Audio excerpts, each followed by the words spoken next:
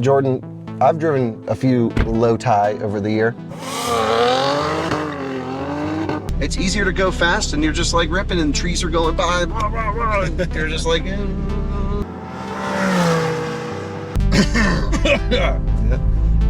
Starting to sound like a flat six. Yeah. Oh God, I feel like we're idiots doing an efficiency comparison between these two cars.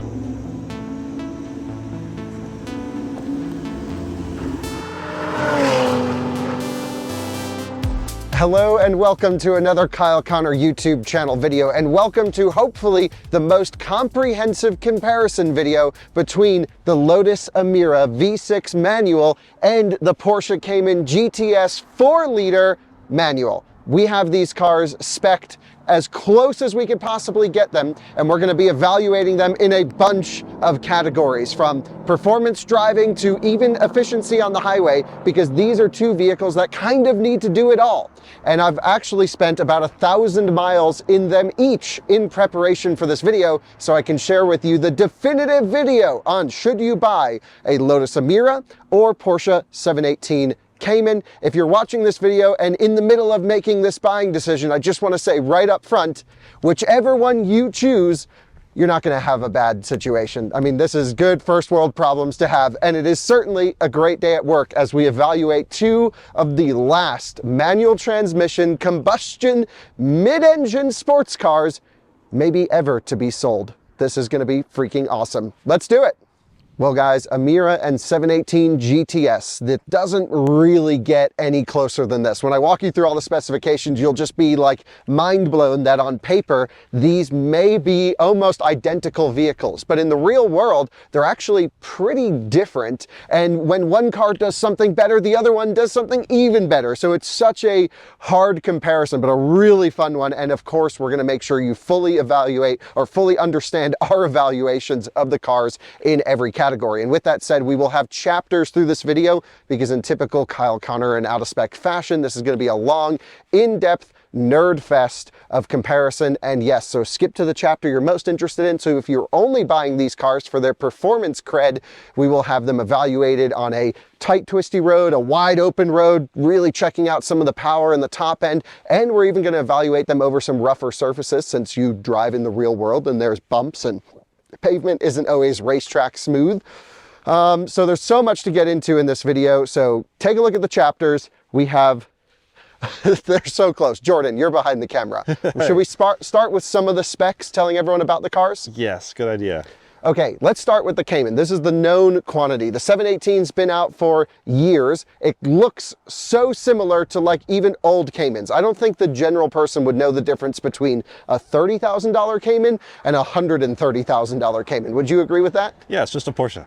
It's just a Porsche, and it looks incredible. Or Porsche, as they would say. Yeah, a lot of people, oh, look at that Porsche. But it is a awesome car. Now, I have a full review of this car on this channel already. It's this exact one, and I asked for it back, of course, for this comparison because, well, it's absolutely apples to apples. I mean, they are as close as it gets. And I should mention, to do a real proper comparison out of spec style, like if I were to consider a comparison, we'd have a track test, lap times, acceleration times, costing analysis, things like that. This is more of a celebration of both of these cars with a bit, of course, of the comparison. So 718 GTS, these are getting harder to buy new, Jordan. And partially in certain markets like Europe, they're no longer able to be newly produced or sold because there's a security issue with the PCM on older Porsches. That also, there's some other things that don't allow them to be sold in their markets, but it's still alive and well here in the US.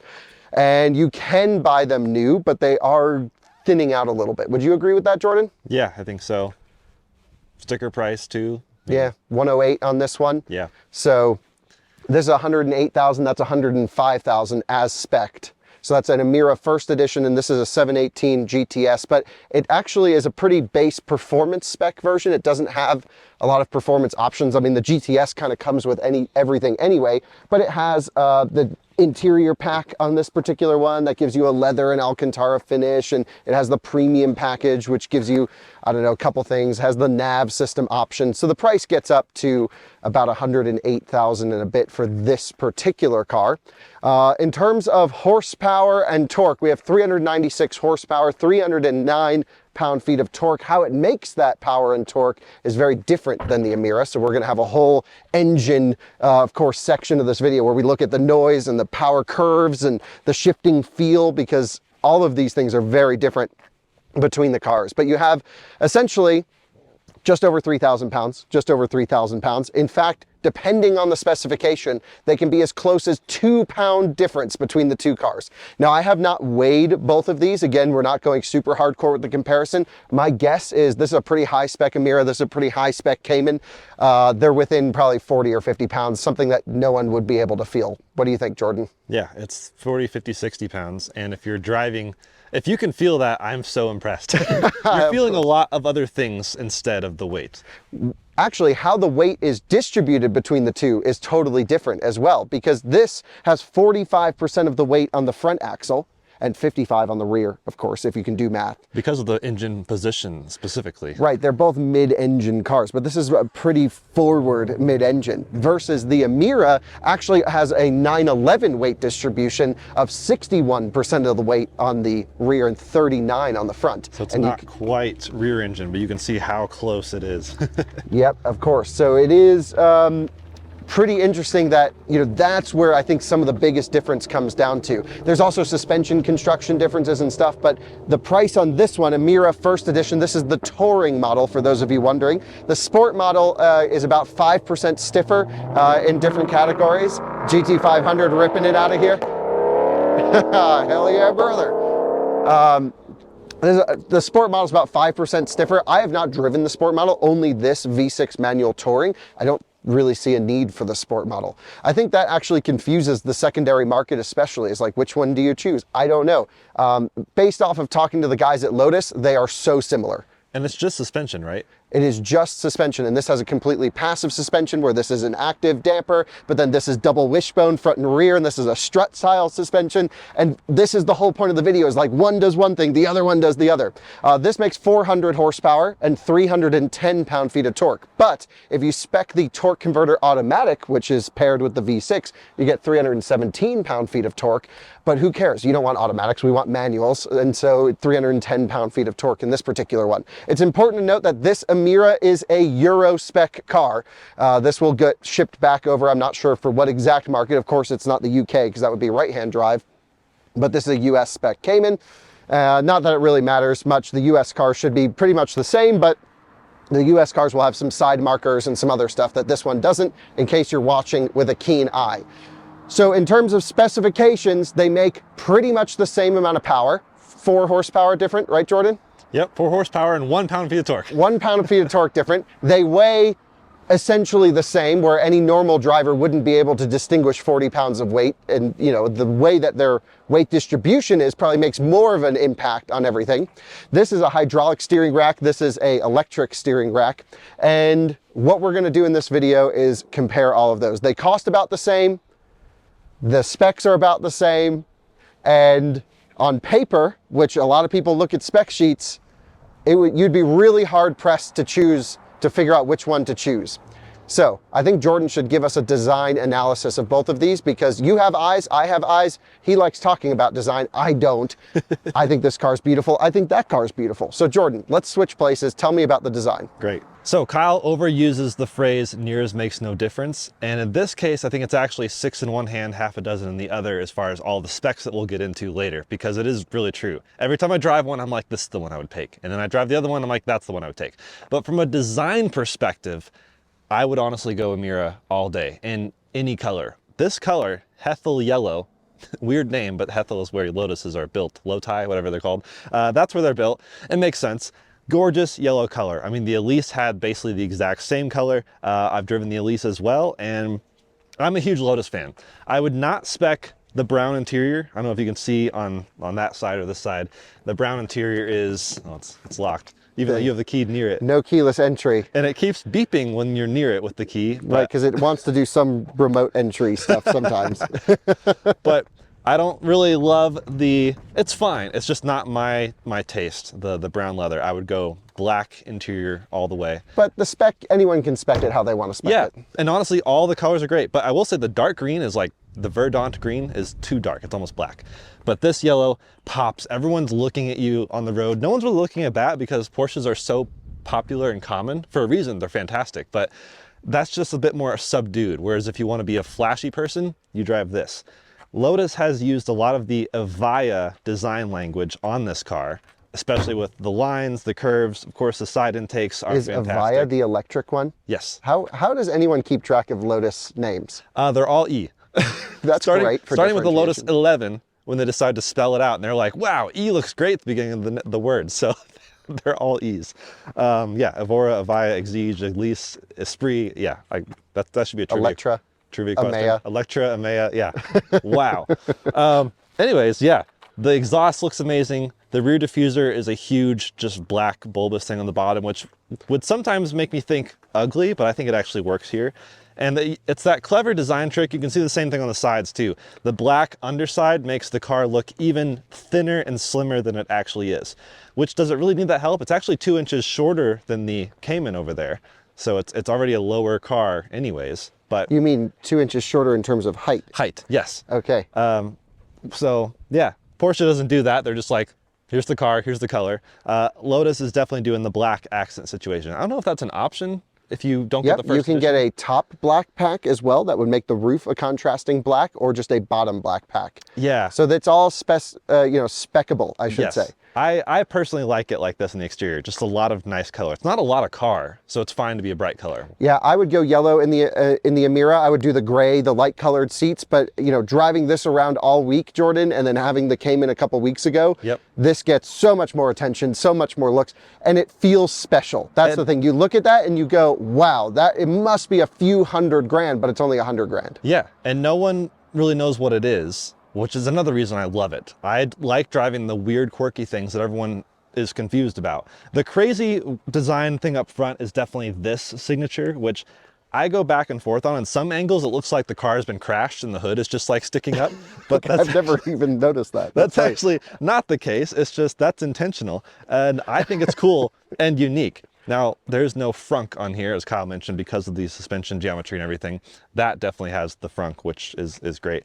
But then again, this has interior storage behind the seats, which this doesn't have. So it is like...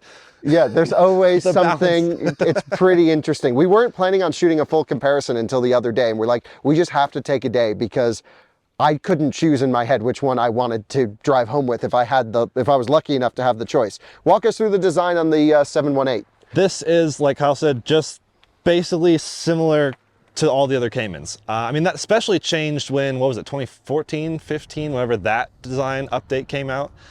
Because the original Cayman, the 986 or 987? Yeah, 986 was the first one. They're confusing with the numbers. I didn't love how that looked. Or the Boxster. I just kind of like, well, at least they're cheap, but I don't like them. Whereas when the design language got updated in the mid-teens, that's where it started looking gorgeous to me. And that's when I honestly went on my radar. So this hasn't really changed much. Same side intakes. I mean, that's how you know it's mid-engine, I guess. Even though, of course, the 911, some specs have the kind of rear intakes. Otherwise, the subdued spoiler really helps the design, I think, around back. Of course, GT4 RS would be cool. And right now it's in the lowered position. It does have an active rear wing. Yes, and that is one. I mean, the Emira over there is just, complete static, sort of a ducktail thing.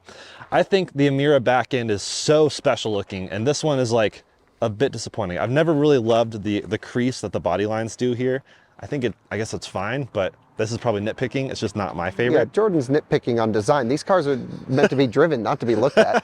Well, that's when I go back to it. It's like, but they just drive great. But then, I don't know. So interior on this one, let's just show everyone briefly, has, I mean, we already did, I guess, before, but black Alcantara leather carbon wheel. That is not the wheel to spec. No. But that is speccable to be different. I got in and grabbed it on the wrong spot, and I was like, it's like sticking. And yeah, not the move. Worst wheel, but I love all the Alcantara suede race tex, whatever they call it. Yeah, race tex.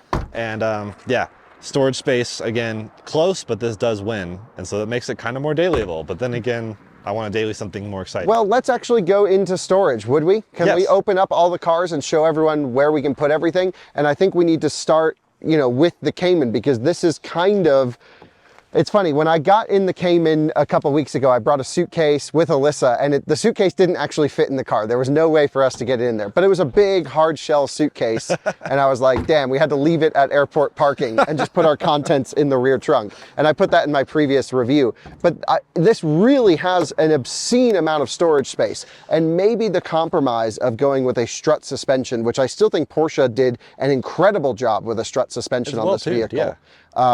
You know, it allows for so much space up front, which is a huge, do you think you can fit in there? So I do. Jump in there. Was that a disappointing side? I've done it before, and I could maybe send you the clip, but it's, I don't know, I don't think it changed at all from the frunk from before, but I fit in a 2015 Boxster frunk with the lid closed. It was extremely uncomfortable, and I lasted for like 2 seconds, but it is crazy. You have, what was it?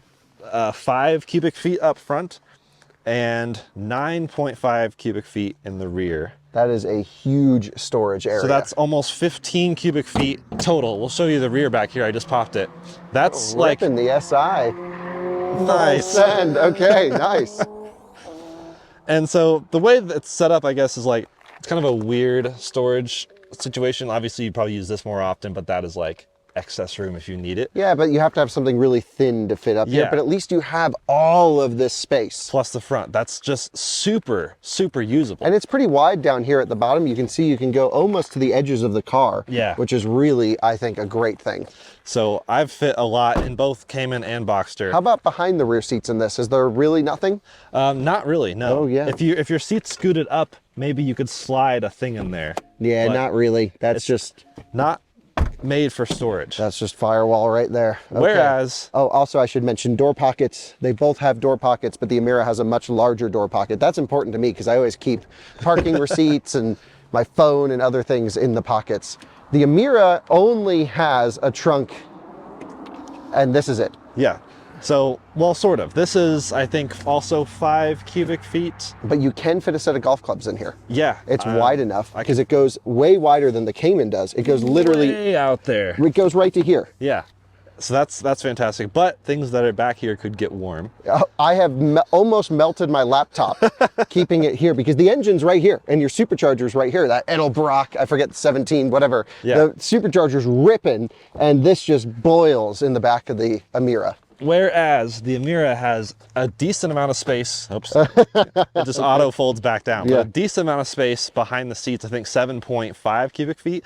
So the actual storage on paper is 2.5 cubic feet difference, which is not a big difference. It still can be noticeable, but it's noticeable because to me the Cayman seems like a pickup truck in terms of storage. The way the storage is used is more important to look at. You can't just look at the specs on paper. So we can't open up the front hood on this, or at least we don't know how. Yeah. But there's nothing under there anyway for us to really see. Nothing you can store. So I don't know. There's a lot of ways though, like Kyle said, to spec the cars, especially Porsche. I do like how simple this is comparatively speaking. Even if you don't get the first edition, you can spec to certain things, but like this, you can go to infinity and also probably go pretty expensive if you really option every single little thing. With GTS, they're actually, it's not as crazy as like 911 or some of the other vehicles. You can get a few options on this car. You can do some colors, you can do leather interior and go a little bit wild, but the 718s are still pretty basic comparatively to the rest of the Porsche lineup in the configurator. And what do you think of the silver wheels on both of them? I like the design of the Lotus better. Okay, so I agree. I think the Lotus, to sort of sum up the design from my perspective, I think the Lotus is the best looking car. I think it is the least storage. And I think the Cayman looks less special, but you can fit more things in it. Yeah. And so where's your value in that, I guess? And that's a lot of this video is going to be, what do you personally value? For me, having the extra storage capacity of the Cayman is huge because that front trunk is just a giant storage cubby that you don't have here. Now, you do have the thing behind the rear seat, but keep in mind, it's hard to get stuff in behind the rear seat. It's annoying. We just saw the seats auto fold back and it's like, come on. Right, and versus this, you just can throw anything you want in the vehicle. So storage, by far, Cayman wins. Yeah. Design, by far, I think the Emira wins. And that's what I weigh more in my decision. With exterior and storage, I lean this way. This is more of an event to look at, which is what matters more to me, I think. Before we go in and review the interiors of the vehicles, I think it's important to keep in mind that there are two major use cases for these vehicles. There's the vehicle that you'll have as your single choice, which means this is your everything car. It's your daily driver, it's your commuter, and it's your canyon carver, and maybe even your track toy. And for a lot of people, these will be the second or third car in the garage, which actually probably comes with a different set of criteria because maybe your storage luggage capacity doesn't matter as much. Maybe not having a front trunk is of no matter to you. You don't even care. So I think there's a first car and a second car approach here with these vehicles. And what's cool is they can actually fall into either category because they're both special enough to have as the weekend fun toy, but also almost practical enough and efficient enough and comfortable enough to drive to be your only daily vehicle. So keep that in mind throughout the video because I think we'll be referencing that first car and second car logic quite a bit. I just want to talk about some of the differences between the cars that may not totally fit into a category. To me, the most important thing about a car is the tire. That's where it all starts. That's where the contact patch is. And this touring Emira is spec'd on the Goodyear Super Sport. So it's the F1, there's an official name, the Eagle F1 Super Sport, which I don't see written on the tire anywhere. It's always hard to see tire stuff when you want it. Yeah, here we go. Eagle F1 Super Sport. It's an OE tire, and it is actually on a 245/35 R20 up front. And in the rear, I think we're on 295, same tire, Eagle F1, 295/30 R20. That means that this has quite a bit more tire on it than the PS4S's that are on the Cayman. Now there is an optional Cup 2 you can get on the Emira, and the Cayman does come with the different tire suppliers, depending on market specific stuff. It's very Porsche, but this one's running on 235/35/20s and 265 in the rear, if I remember correctly. Where does it say? Of course, it's right upside down. 265/35 R20. So that has a lot more tire on it. And the Eagle F1 Super Sport's a very comparable tire to the PS4S. But keep in mind, this is a Porsche spec tire. That's a Lotus spec tire. There are specific requirements that aren't just shown in the aftermarket or replacement tire. Each manufacturer can play around with the compound, the structure of that tire a bit more, so it's hard to just say this tire is better than that without looking at the exact OE comparison.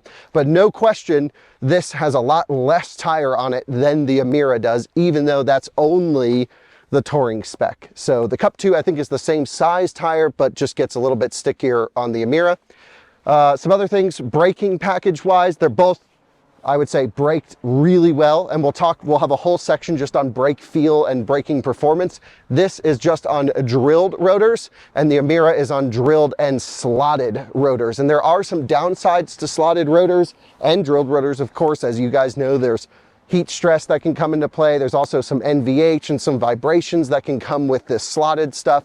But overall, I think the Emira is less of a, each vehicle has to be a compromise in some sort of design characteristic, but the Emira seems to be a bit more focused on outright performance, maybe a little bit less on daily ability. The Cayman is certainly a car that can do it all. This is comfortable enough to be a daily and the track car as well. Turns out only the front is slotted on the Emira. Only the front slotted. Yep. Okay, good point. But they're both dual drilled. Yeah. And they both have separate parking brakes. No, interesting. The rear caliper on this acts as the parking brake, where that has a separate parking brake caliper on it. They both have electronic parking brakes, and they both auto disengage when you pull away, which is nice. But Jordan, you activate them differently. The Emira, I'm trying to remember. The Emira, you pull out to activate the parking brake, and you push in on the switch. Let's just show everyone what we're talking about, to disengage the parking brake. And the Porsche is the exact opposite. But the Emira does it what is mostly industry standard, right? I feel like more cars I get into operate this function. It's down there by where your left knee would be. So I like the Porsche way because you pull it to disengage, which is like an old school foot activated parking brake. You pull to release. Either way, it's just annoying getting in and out of both of these cars with them operating in the exact opposite logic. Whereas this one, it's like you pull it to engage it and then you think, oh, I want to move forward, so I'll push it forward. That's the way that people remind themselves how to use it. Well, that's how you remind yourself. I just pull away every time. I don't even, just getting it on. This one you can just shut off. It auto puts the parking brake on. So I never actually even touch the parking brake in this car. Yeah. But the Cayman does not auto engage the parking brake, which is actually better for performance, so you don't seize the rear caliper on there. Yeah. Getting in and out of your 718 or Emira is very important because it's something you're going to do before every drive, and it all starts right here with the key. Now, no question, I think Porsche does keys better than anyone. This is the shape of a Porsche. It has the buttons in there. It feels high quality. It's actually got a little bit of weight to it versus this for the Emira, which is a very plasticky, not easy distinguishable button feeling key. The fake chrome's like already chipping. Yeah, but it says for the drivers, which is nice. So it's not for the key people, it's for the drivers. Right, if you're a key person, then don't buy this car. Buy the Porsche. So it answered our question right there. But essentially, they both make similar locking sounds, by the way. I should just mention that. I'm going to do the Polestar, the Lotus first, but it makes the same lock noise as my Polestar because they're all Geely. Yeah. Boop, boop. And then this one, beep, beep. It's like a little chirp, chirp. Yeah, they both have pretty dainty lock sounds, I would say. But the nice thing is with the Cayman, at least, is you have a very traditional door handle that is access with, keyless access as an option. It's a Porsche. This one has it because it's premium pack. So I just put my hand in the back. It auto unlocks the car. When I exit the vehicle, I can just push right here, walk away. It beeps, and it's just a nice, easy, dailyable situation. So when I get into the 718, this one's spec'd with the base seats, by the way. There's a bunch of different seats you can have in this car, from buckets in GTS, which I think would be really cool, to even the 14-way like comfort seats if you wanted to. But here I am in here, and I got the seat on the ground, Jordan. You can sit so nice and low in this car. That's what you need. I think we'll get into the Lotus in a second, but that's special in this car, I guess. Yeah, it's just the Porsche thing. They understand seating position. They know exactly where the wheel needs to be. Now, this one's optioned without the GT Sport wheel, and that means that it's way too big. So I actually, sometimes, like down here, I'll hit my knees. This is the world's largest steering wheel in this car, which the material is terrible. Well, that's just spec'd this way. Just don't spec the carbon. I think everyone knows we don't like that. but essentially, I think you can get the smaller wheel on this car. That would be the way to go, and then you're good to go there. The shifter is perfect position. Mm-hmm. It's a little bit far away. Like fifth gear is a bit of a reach. I can't keep my elbow down to get into fifth, but its reverse is all the way over right here. We have first, second, third, fourth, fifth, sixth. Typical H pattern shifter. Everything is right where I want it to be. I have headlights right on a stock, turn signal, wiper, cruise control, which you can actually option adaptive cruise control if you get PDK in this car. I don't think Emira has any adaptive cruise. You have your drive mode switch right here on the wheel. And one of the best parts about the Cayman is I can start it and instantly get it into a drive mode. No delay. Nice. Just like that. And I can even have an individual drive mode that does everything I want it to do, such as raise the spoiler, keep the exhaust open, but then keep everything else in comfort. And I don't have to wait for any systems to boot up. I can just on, boot, and go, which is awesome. And I like that, at least with keyless entry, it's just right here, typical key, very high quality feeling.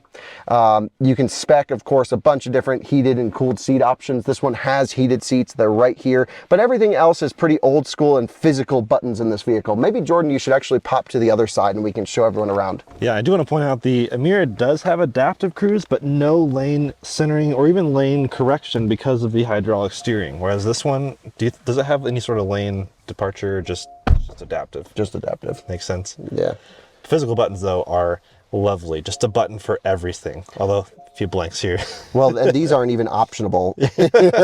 So it has a lot of you think you got the base one. Yeah. But so this is typical Porsche interior. You have your PCM here, which feels old and square, and this is not good at all. Nope. But you don't buy this car necessarily for technology. I'll just kick it on.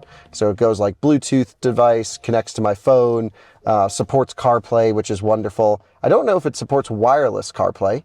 Yeah, I don't know. I think it might just be wired. We'll update that, of course, because that's a big thing for a lot of people, wireless CarPlay. I usually just keep mine wired because because we're filming. Because we're filming and CarPlay always cuts filming. But you have just like all these old buttons, and to me, this is a pretty poor infotainment system. There's no way around it. Yeah, and they can tell, or maybe they can get away with it because they're like, well, it's a driver's car, so who cares? Yeah, but this is actually one of the reasons that the car is no longer saleable in Europe and may actually end production. Just a guess. They have not said any of this. But the car may go away sooner than we want because a lot of the old school tech. For example, just configuring like individual drive modes, I have to come here into the driver's display and go through into like vehicle settings, and then within here go through and adjust everything I want out of the car. So I can go to individual and I can choose what I want individual mode to be rather than doing it in the screen, which makes more sense to me. Yep. But these don't talk to each other. Yep. So that's kind of frustrating. In terms of HVAC controls, it's actually a dual zone in this vehicle, which is different than the Emira being a single zone. You have, of course, air conditioning that just works all the time. I say that because sometimes the Emira gets a little bit colder than I want, a little bit warmer than I want, sometimes not cold enough. And you have great heated seats in this car. And at least the switchgear is really nice. It just feels really solid. Yeah, for those wondering why things aren't turning on, it's because we have the car in accessory mode at the moment. But essentially, switchgear all feels good. You can get to exactly what you want, and there's no delay of waiting for a screen to boot up. It's right there, physical buttons, boom, ready to rock and roll. This also has a heated steering wheel, which a lot of people will buy these and live in cold climates. Well, you don't have to really worry about that. There is an annoying thing on this car, and it's a really small bug, but again, doing 1,000 miles in each of these, you start to feel little bugs and annoying things. The lock switch light when the doors are locked, I'll see if I can get it to light up. This is the brightest light, which doesn't look like it on video. Yeah, you won't be able to see it on video, but at night. You always have to unlock the doors while driving because you're just blinded by that stupid light all the time. Would you agree? We were in it last night. Yeah. Yeah, it was terrible. Yeah, and I didn't think it would be that bad. I was like, maybe it's reflecting off my glasses, but that was weird and annoying. Hazards are right here, and then you have a few adjustments in the car. So you can go damper in stiff or normal. You can go 3 levels of traction control on PSM Sport or push and hold to go completely off, which is great, and it does go full off. You can go spoiler up, or you can push and hold, and then the spoiler can be down. You have exhaust flaps open and close. We'll talk about that because even when they're selected open, sometimes they close and it sounds like crap at low RPM cruising. And then this actually has some efficiency functions in it tied to the auto start stop function that the Emira doesn't have. First of all, it has auto start stop. So if you're sitting in a traffic light, the car shuts off and you don't need to idle away. That doesn't bother me as much in a manual transmission. What bothers me about this button is when you're cruising, just gentle cruising, low RPM, it does cylinder deactivation. And it, technical term, sounds like ass. Which cylinders is it deactivating? Half of them. Okay. I don't know which ones. 1, 3, 5, or like 2, 4, 7. Yeah, I don't actually know, but it just goes and it feels like you can even feel it in the acceleration. It just feels dead a little bit. And then you got to really, rack down on the throttle and it wakes up and fires on all cylinders. Yep. So for the most part, I keep auto start stop off, not for auto start stop, but for cylinder deactivation. And it doesn't happen in the sport modes. It's only when you're in the normal drive profile, or in my case, individual is still normal drive profile because I don't like auto blip. And there's no way to shut off auto rev match downshift in Sport and Sport Plus, which the Emira doesn't even have that function. Yeah, more old school. Yeah, we'll talk more about that. But this has, some lighting controls up here, your garage code, everything like that. Pretty standard mirrors up this way. Nothing too fancy. I will say that the cup holder situation's a very important one, especially for the daily driver.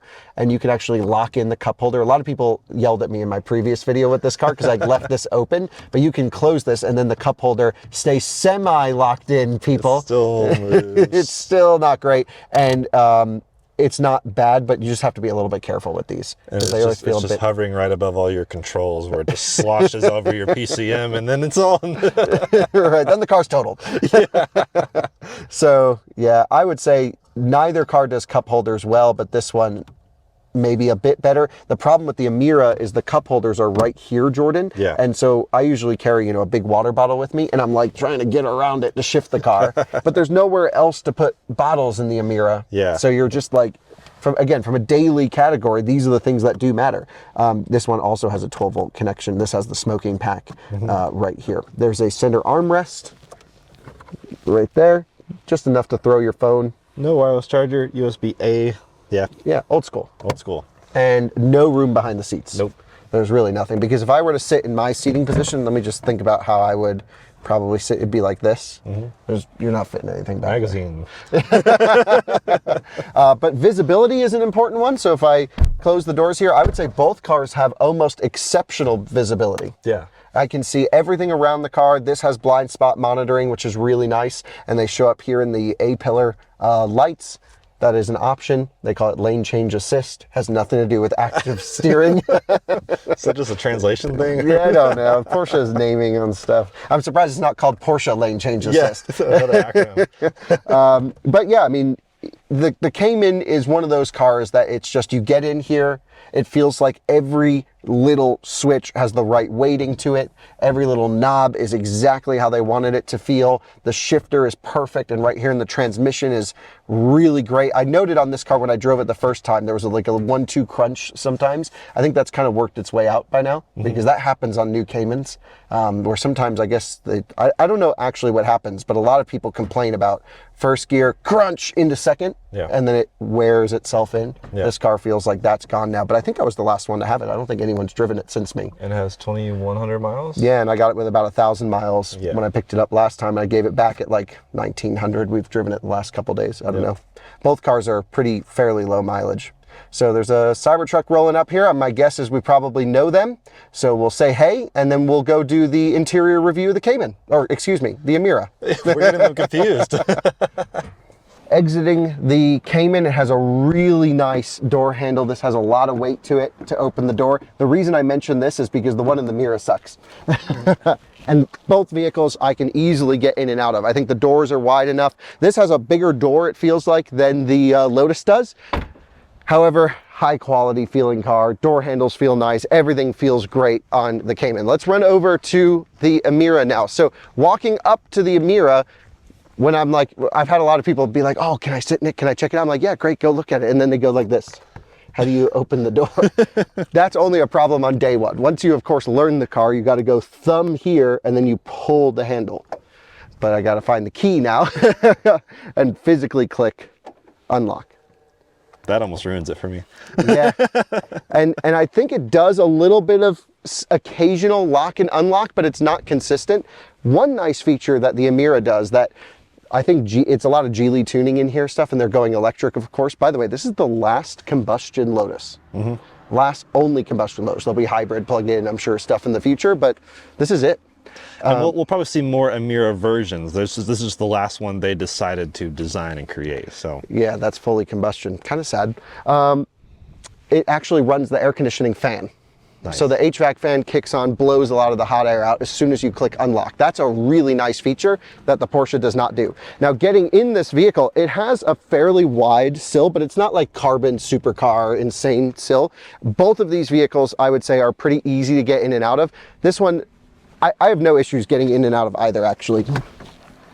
To me, their nearest makes no difference. And sitting in here, oh boy, this is where the differences start, Jordan. So why don't you come around? We got to do a full review on this. First, let me show you grabbing the handle.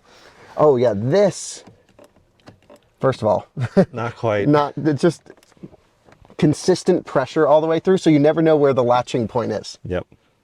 Is that a weird thing to complain about in sports cars? I don't know. We're here to be thorough, so. Okay. Jordan, I've driven a few Lotus over the year.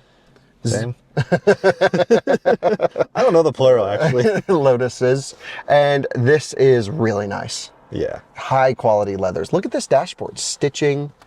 It's got a badge here that says Emira First Edition. It's got a wide, nice looking screen that I can dust off for the viewers because we take care of our press cars. We do. And instantly getting out of the Cayman and into this, I feel like I'm 3 inches higher. Yep. If not more. I'm like monster truck mode. It doesn't bother me on the day-to-day as much, but that is, I think, adding to the special flair of the Cayman is that I can sit so low in the car. Yeah. You can also option buckets in that car, and these seats are pretty wide open and floppy, but it's also a great seat for cruising. Yeah. I actually have a previous video on this car on this channel where I took everyone on a 100+ mile drive from Santa Barbara down to here and drove around all day. And I actually appreciated how open these seats were and how much room I had in them. Yeah. So Grand touring. Okay, we should start on the steering wheel like we did with the Cayman, which is, I hate this steering wheel. Really? I hate this, whatever shape is going on here. I kind of like it. Okay, that's great. See, to me, a steering wheel should be a circle. Yeah. It's called a wheel. But in the reason I think they did this squared off situation is because the tachometer on the display goes across rather than having a really nice physical dial like the 718 has. And so you give up, I would say, the controls, the beautiful gauges that the Cayman has for a digital screen that's just not as motorsport feeling to me. I do prefer the physical gauges. Yeah. So switch gear is actually same as Volvo Polestar. And, like all of this is the same as my car at home, which is really funny. So you have auto wipers, which is great. You have touch controls here. We'll do a technology deep dive in a bit, of course, walking everyone through some of the functions of the systems. But overall, the materials feel higher quality in this car. Everything feels kind of bespoke, really cool. Is bespoke the right term? Probably not. I think Martin Lee would yell at me for using it like that. But everything feels, certainly a step above until you start touching stuff. Then everything has different weighting to it, and it all feels like hodgepodge out of other cars, which honestly, they kind of are hodgepodge out of other cars. So the one thing I mentioned was that you can get in, start it up, and hit the drive mode right away in the Cayman. Mm-hmm. This has a start button that you have to lift up and then get to the button before it comes down. There's so many videos of people playing around with this. Like, what's the best way to... Yeah, so here's what I do. I hate this thing. So I just push it right in the middle. That's the way to do it. Yep, so I just don't... This is like if something falls, it doesn't shut off the car. Okay. That's how I view it. Yeah, but it's just enough for me to squeeze my finger in there and start it up. So no issues there. But then to get to drive mode, you have to use this little toggle switch, and then you can go Tour, Sport, or Track. When you're starting the vehicle, this is a good 15 to 20 seconds. Ugh. And then you're sitting there with the exhaust valves closed, because you can't select the drive mode until the engine's running. So you're just like, it sounds like crap on cold start. And I'm like, I want the valves open. And it doesn't start in the last drive mode you used? No, it starts in Tour every time. And Tour is nice for cruising and everything. It's not bad, but it just sounds like crap on cold start. And I started up like friends want to listen to it or whatever. I'm like on, and then I'm like sitting here pushing the button. And I'm like, come on. And then of course, you go past the mode you want, you get back into Tour. So that's a bit annoying. Just like the lag of doing things in this car is a bit annoying. HVAC controls, single climate adjustment here. Really nice dials actually, I think. And I love that they have a little race car guy right here. Like that is so cool. Fun little Easter eggs. Yep, love that. Which even shows on the screen too. Yeah, right here. So I can come here into the menu. Here's our racetrack dude wearing the helmet, which is awesome. And you can do everything digitally. You have your heated seats, which again, I wish that was a button. I'm not one against for putting functions into screens as long as the screen is really snappy. Like, of course, I have heated screens in the Cybertruck and my Model S. I'm used to a lot of functions being baked into here, traction control off, stuff like that. The problem is sometimes it's not like there's a boot up cycle. Yeah. And I just want it to all happen when I want it to happen. The heated seats in this car suck, by the way, in comparison to the Cayman. So I'm just saying all of this because I think it's important for users to know little tiny details. Sometimes the screen isn't bright enough, but it's never really a problem. It has wireless CarPlay. I really don't use it for anything other than just like pulling up trip stats, and it tells me my consumption in certain areas. I can pull up some track data on the vehicle as well. If I come over here to performance, then it will tell me how much power I'm making, which is kind of cool. And how much downforce as the speed builds, you get more downforce on here. It's just something to keep on the screen. Otherwise, I got it on Spotify or through CarPlay, running through there.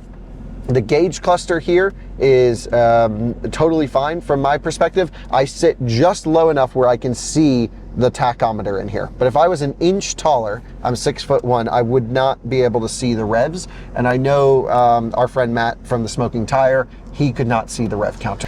The steering wheel controls, I'll just shut this back off, are interesting because they are touch capacitive as well as physical buttons. So you can see here I have on the screen, I can swipe and I can go through, you know, a few different menus from G-force to lap timer, tire pressures, trip information, navigation information using CarPlay or Android Auto. There's no built-in nav, unlike the Porsche. So if you're in an area with no service, you're not getting around. But I think that's actually okay because the Porsche nav sucks. And then you have cruise control over here. Both cars have basic cruise. It has distance buttons on the steering wheel that do absolutely nothing. Really? Yeah. So it's a bit of Geely stuff. Okay. And, you know, maybe that adaptive cruise will become an option at some point. Or It says it has it, but... It says it has adaptive cruise? Yeah. That's what is standard on the... Yeah. Maybe automatic only? No, it says the manual's supposed to have it. But okay, I cannot get it to activate because normally you go left and right to cycle off cruise and then it'll be adaptive, the way Geely cars work. Or is it Geely or Geely? I don't know. I don't know. But I don't actually know. I can't get this one to do it. But if it's supposed to have it, then that's great. That's a huge plus. Manual transmission, adaptive cruise is great. I think overall the cabin, aside from having the cup holders here, which I'm not really sure where else you would put them, is really a nice cabin and actually a nicer cabin than the Porsche. And I could see a case for wanting to be able to grab things from behind the seat from right here, I guess. I like that. Yeah. I would also want a front trunk. Just give us everything. Yeah. Give us 25 cubic feet in our small sports car. But you know, I spent all week in this car. Every single time I wanted to get in it, nothing annoyed me. I have enough room to, like, for elbow room. I have enough leg room. I have enough knee room. Nothing ever got in the way for me. I have enough headroom. It's really a nice cabin in here. And a lot of the things are familiar. This is the same rearview mirror I have in my Polestar. I mean, it kind of does feel like my car at home in certain areas, which I like that because a lot of that stuff is well thought out and well engineered. It doesn't feel like a bespoke someone at Lotus wanted every switch and dial to feel the way that it does because they don't have the money for that. They don't have the engineering team. And you feel that sitting in here. You get a couple more rattles in this car. This back glass, for example, and this particular one rattles when the bass hits. It's got a fairly good sound system, this KEF system. It's not like a world class or even as good as like most sedans, but for a small sports car, I've been jamming out to music. It's got enough bass. Maybe not as good as the Bose and the Porsche. That guy just passed on a double yellow on a blind corner. Don't do that. Oh, so scary. So, you know, let me come out and I'll give you my final thoughts on the interior, but it's just so different between the cars. Grabbing this is just not as nice as the Porsche. So that is one thing. Every material feels like there's almost no weight behind it, and they're definitely just kind of hodgepodge together. And a lot of the engineering resources went into chassis and steering and, you know, probably powertrain versus that car, which a lot of the engineering money went into every component of the vehicle. So to wrap up our interior comparison between the 718 and the Emira, I would say, you know, anecdotally, the 718 feels like an interior that has been thoroughly engineered and everything has been placed and weighted and designed and spec'd for this car. I mean, it was really meant to be an interior specifically for the Cayman, and it all works. The buttons are really clicky, the materials are really stiff, but I have to say, in terms of rattles and noise, this car actually does have a couple rattles, as does this car, and that's a very car-specific thing, but I would love to see even higher quality from both of them in the interior perspective. However, certainly the Cayman is one that you can just live with every day. Everything is as you, you know, as you want it, as you expect. You can get so low in the seat, which feels amazing. The Emira actually is, I would say, even more interesting and a nicer place to be. It's kind of a higher quality interior, especially when it comes to the leathers. Now, this can be spec'd with higher quality leather, but overall, I would say I love the cabin layout of this even more than the 718. I like having the storage behind the rear seats. I like that it's a little bit wider. To me, it feels that way. I just have a little bit more breathing room. I don't like the seating position being a few inches higher than this car, and I don't like the steering wheel. So I think there is a mix where I would take some things from this car and some things from this car to make the perfect interior. But either way, the interiors of these cars would not lead to a buying decision from me. Jordan, would you agree with that?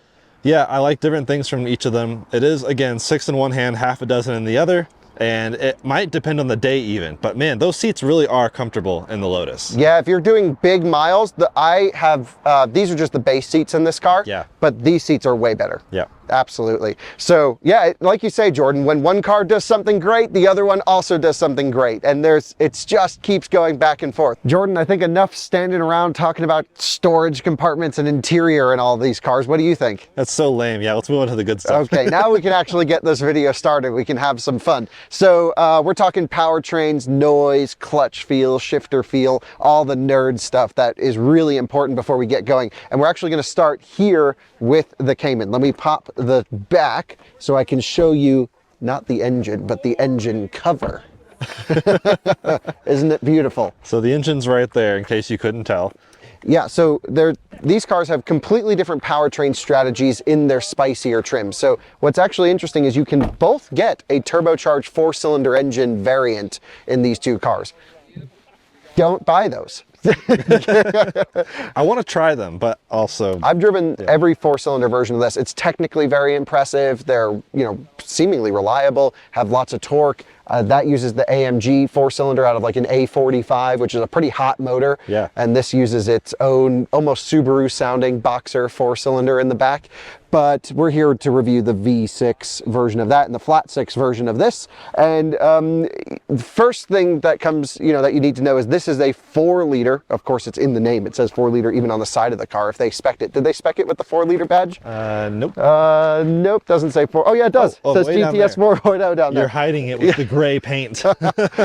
Okay, so this is a 4-liter flat 6. Okay, specs, 309 pound-feet of torque, but it's a pretty meaty torque curve, and it makes peak power of, some say 394 horsepower, some say 396, close enough, at 7,200 RPM, which is higher than that engine can even spin. In fact, this spins a whole 1,000 RPM higher than that one. This is 7,800 RPM red line, that's 6,800. So you have flat 6 here, typical Porsche sound, longitudinal engine in this car. That's a transverse engine. Also means that this probably has a little bit better shifter feel and some other things which we'll get into.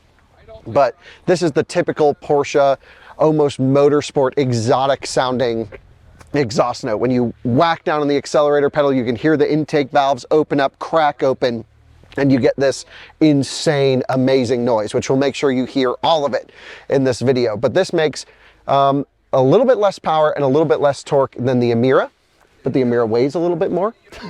So that's where the term near as makes no difference comes into play. That's where it's kind of near as makes no difference here. So let me pop the boot on this one, which... Oh, I left it popped, I think. Oh, this is the thing with the Emira. You can see it's kind of half latched. This happens sometimes when you have a lot of luggage in the car. It will not release the latch unless it's fully closed. So I'm not sure what would happen if you have if you truly can't close it all the way, you might just lock all your stuff in there. Oh. So yeah, that's the thing. So this gets locked down. Here we have a Toyota engine, and I want to get you the exact Toyota code because I have it and the nerds are going to like it. So let me see if I can find it really quick for you. 2GEFR or something. Yeah, it's one of those situations. It's the 2GR. 2GR FE. Ah, okay. Got those mixed up. And it uses an Edelbrock 1740 supercharger, and this comes into naturally aspirated versus forced induction. And this means that the torque band is actually it's like mid 3s is where it makes its torque, makes peak power of 400 horsepower right at red line, 6,800 RPM. So it's pull, pull, pull, pull, pull, and then shift. So you really got to rev the nuts off this thing to get everything out of it, but it still has a pretty wide power band. I feel like the Porsche almost rewards high revs even more than this car, and that is a benefit of having the supercharger right here, just being able to, again, do forced induction, which is awesome, especially up here in the mountains where we gain a lot of elevation, where the Porsche might lose a bit more power than this when we start getting 5, 6, 7,000 feet of elevation. Yeah, we're finally up at elevation that we're used to in Colorado right about now. So the powertrains, aside from their physical construction differences, this is a smaller displacement, 3.5 liter in this particular one, 4 liter in that one, forced induction, NA, pretty much make the same power and torque on paper. They sound completely differently. They have completely different response, and they have a completely different shifter feel as well. This is a transverse mounted engine, which means the gear linkage has to go all different which ways. And let me just show you that, because actually if you open that door, Jordan, which I have to use the key to unlock the car. This is a Lotus. Lotus is like, they make you work for it. There's just little bugs here. Actually, before you get in, you're gonna have to come down here because I want to show you the side of this panel where you can see the shifter linkage literally right in here, which is so cool. It's like a touch from the Pagani Huayra. Yeah, it's a bit of an Huayra situation, but I would say, you know, you'll see a lot of nerds in the forums talking about shifter feel and everything. As long as I can get the car in gear and I know every time what I'm doing, I'm cool with it. I still think this is a fine shifter. Yeah. For what this thing has to do, it's amazing. Maybe the Porsche is a little bit lighter, more direct. I can just, you know, think about the Porsche slightly less. I have no major issues with the shifter on this car, and I appreciate the metal ball up top. I think that's a nice, super cool looking. Yeah, there's a reverse lockout. You pull up on here to get it over behind the reverse gate. The Porsche, you just throw it over. But I really like the shifter feel. Both clutches are light and easy. The low speed driving is very different between them. But let's run over to the Porsche. I just want to show you the shifter. Both are 6-speed. The gear ratios on the cars, just in terms of numbers, are pretty interesting. The Emira has a little bit of a shorter first gear than this one, which means the gap between first and second in the Emira is pretty big. So like heel toe rev matching from second to first in the Emira, you got to really get the revs up there, where this is a little bit more predictable. But nice shifter in this. No major complaints other than the 1-2 crunch, but apparently that works its way out. I haven't felt it at least this week in this car yet. And clutch is light. Low speed driving in this car is so easy. You just roll off the clutch in the Cayman. It plies the throttle for you. You never risk stalling it. Where the Emira, you have to do a little bit of clutch and throttle just to get the thing moving, especially on a hill. Both have hill hold assist. But I think enough of that. Should we go just evaluate the engine?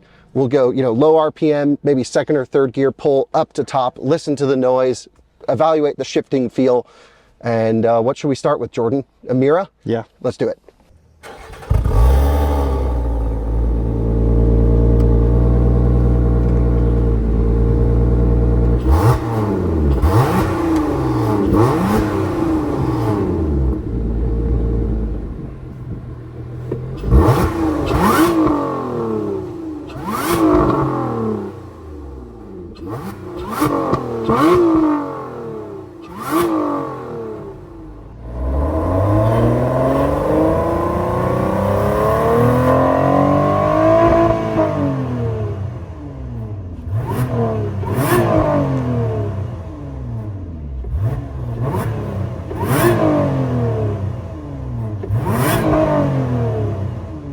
Actually driving, finally, in this video. It's been a while. It's been a while, holy smokes. And I think what we've learned is, like, some of these features will just determine which car you need automatically. Like, if you just need a front trunk that's a huge space, or even a larger rear trunk, then Cayman, no question. But if you're buying this as your third car, or you need a little bit more space, or a little less space, doesn't matter, then this is still... More theater, maybe. Yeah, more theater, more excitement, more beauty.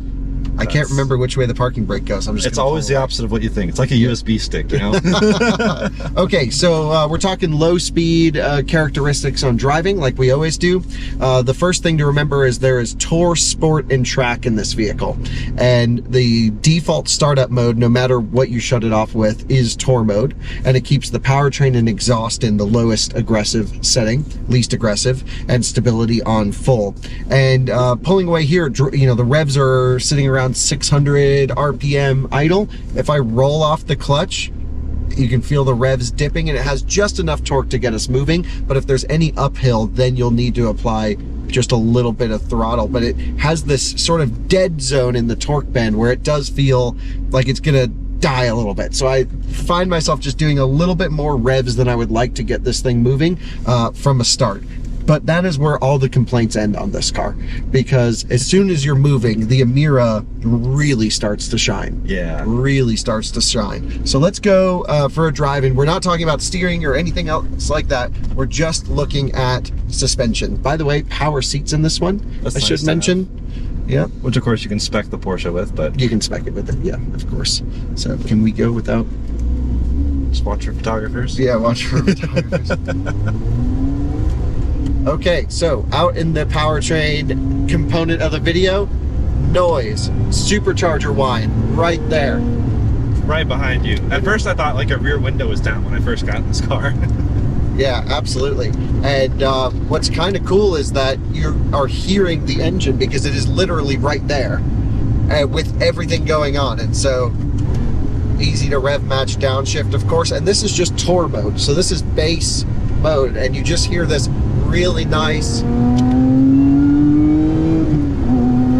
engine sweet noise, isn't it? Now what we can do is we can go into sport, which should open up the exhaust flaps. Now the Lotus claims there are 3 levels of exhaust flaps, and I can only hear about 2 of them. So it's either sport or touring. So they're saying there's another one for track, and you can't really tell the difference. Yeah, here we're in sport now. Here's track. Noise didn't change at all. I could tell more when we were sitting still. Yeah, because the revs go up. Yeah. So track mode puts a couple hundred RPM, just like Sport Plus does in the Porsche. But in terms of this mid-range, this is where it sounds almost a little bit generic from an engine standpoint, but then you get the supercharger whine that adds to the special flavor.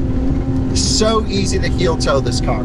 It's a top hinged accelerator pedal, so you can just get it down through the box, especially in track mode. The tuning is almost perfect for heel toe, and you really get it right in the gear that you want, which is fantastic.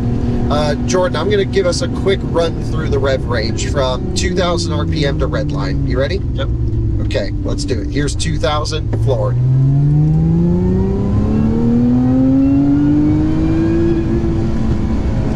So that was right to the limiter. Nice. Now, what you'll notice, I don't know if you noticed, I noticed at least, it pulls harder, harder, harder, harder, harder, and then it's an immediate drop off as soon as you hit the limiter. So you really got to get right close to red line and shift right on it to get everything, all 400 horsepower out of this car. Which is very Lotus. I mean, the Elise was similar. You had to really get it up, even just to get second cam on that car. You had to drive it high in the revs, which it liked to do. Yeah, but the nice thing is here, even at 4th gear, 3,000 RPM, look at the torque. Torque is lovely. It's got juice, Force which is reduction awesome. at altitude helps.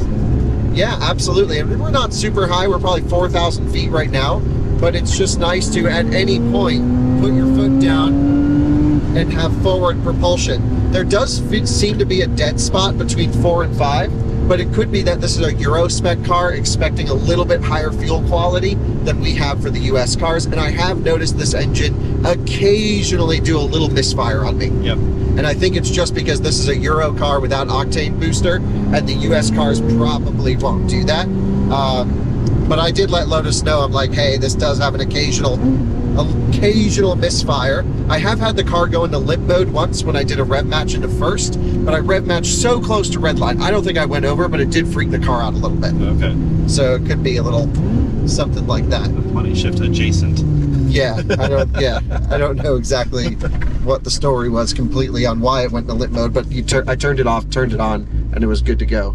But here, like even at low speed maneuvering, I have to give it quite a bit of throttle just to move it, but it makes you work for it, which I think is kind of the nice thing about a manual, is there's zero assistance for this box. There's no auto rev match. It doesn't really apply throttle to compensate before the engine dies. It makes you work, and that's what you want in your Lotus raw sports car. Yeah. So don't take any of those as criticisms. It's just like, you got to know how to drive a manual to drive this car. And it sounds awesome, and you can quick shift it if you want to as well. And it just pulls and pulls, which is awesome. Feel that thing just ripping. And if you want to do a rev match, there's third coming into second. And if you want to go first, you got to get the revs way the heck up there for first, because first and second have such a big gap. But the gearbox, it's a little crunchy. It's not as perfect, but I would say no one's going to complain about it, especially in the age where we're down to 2 manual mid-engine cars on the entire market. You can't get C8 Corvette with a manual, and here we are in this one with one, and it's awesome. And I just love being able to roam my own gears, having complete control over the powertrain, and no assistance whatsoever. It's just me, pedals, and a stick. And I love it. And it may not be the best stick in the world, but it's a pretty damn good one. And I don't think anyone's going to be complaining about the manual transmission shift action in this car. I don't think anyone's going to complain about the engine, because I'm a Porsche guy in general. I know you are as well.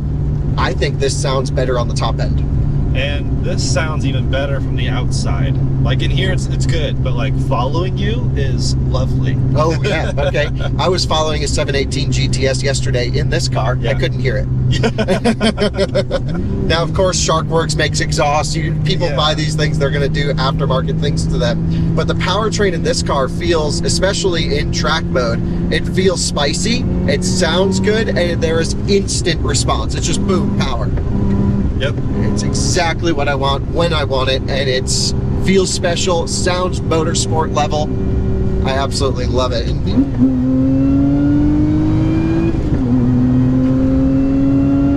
Something so exciting about that powertrain. It's like a nice sharp zing at the very top. It's awesome. Yep, exactly. Right at 6,800 RPM, it has this little, almost mechanical noise to it, which is really great.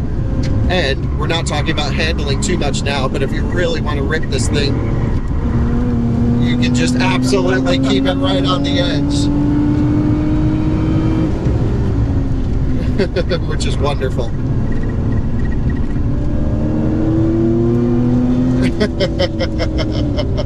And there's enough little sound deadening where you can still hear people in front of you. Yeah, that's good. Well, that's the powertrain in this car.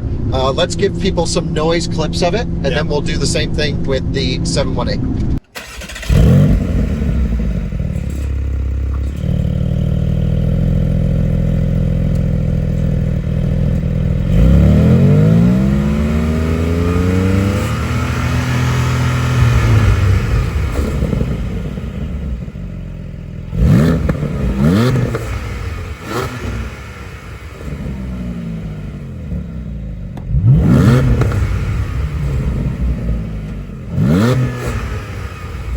Cayman GTS, brother.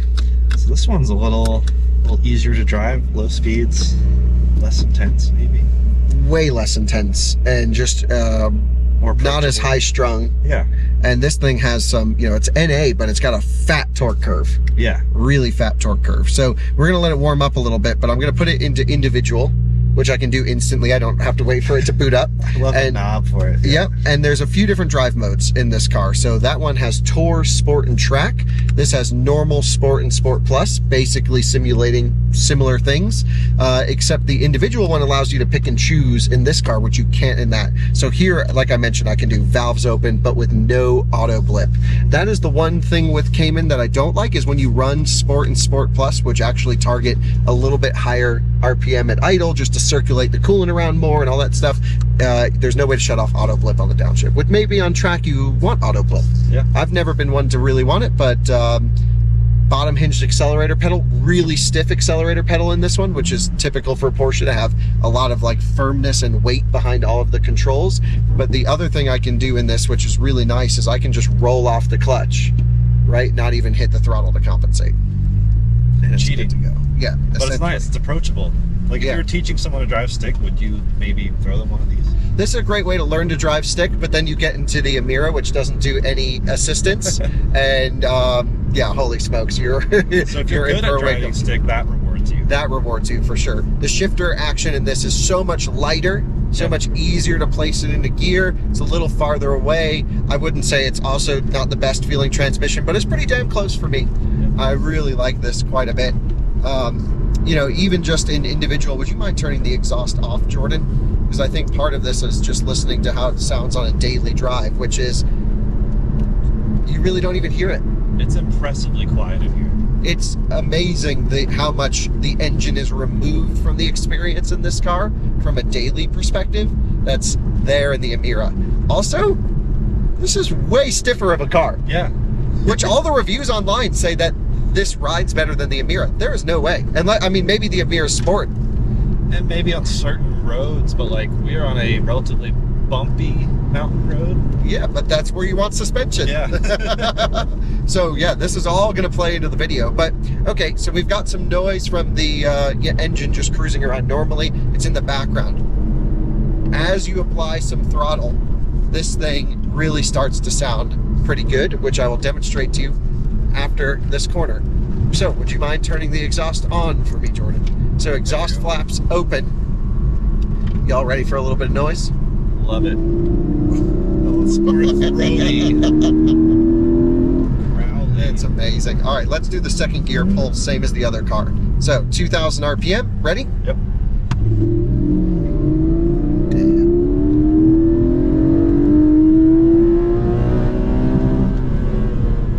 It's just got a huge rev range. That's wild. And it's weird to me how it sounds a little digital, even though it's not. It's just like, because I think we're so removed from the engine bay. Yeah, it's certainly a less part of the experience, but it's a way more special sound. Especially here, 3,000, 4,000, that noise, you cannot beat that noise. That's motorsport sound right there, baby. That is so good. It's crazy how different they sound. This is throatier, grumblier, special flat six Porsche engine, but then you get the supercharger whine up top in the Emira that also has this hot motorsport vibe that feels really cool. And so they're exciting in different ways, but I would argue while the Emira is way more exciting up top, this, even at 3,500 RPM, has a better growl. That's a $200,000 noise. Until you get high in the Emira, you're like, Camry, Camry, Camry, sports car. Yeah. Yes. And so, you know, this, just that 2,000 RPM dig, again, is just, wow. Yeah. It builds excitement, too. I love this mid-range. You just can't beat a Porsche flat six. Easy to heel toe as well, this car. Not as sharp on the downshifts because, again, to do it yourself, you're in the normal throttle pedal, which is a pretty long pedal. I kind of like a long pedal. I am going to go into Sport Plus. I typically don't drive Caymans in Sport. Sport is like an impression of speed in this car. It makes the throttle unnecessarily sharp, as an example, and just feels all wrong. Sport Plus is the jam. But the low speed maneuvering is so easy in this car. And the other thing is the Emira starts making crunching noises, maybe around 1,000 RPM, something like that. So this guy's pulling in, which means we'll have some open road. So the Emira, you kind of like at low speed need it above 2,000 RPM to sound smooth. Otherwise you get this weird like timing chain rattly noise, which is fine because that's a car you typically are above 2,000 RPM. This is just smooth and refined at any rev. Yep. What is your impression of the sound difference? I know you mentioned the two, but what's your preference? I go back and forth, honestly, but like genuinely, I go back and forth. Each car, it doesn't really matter.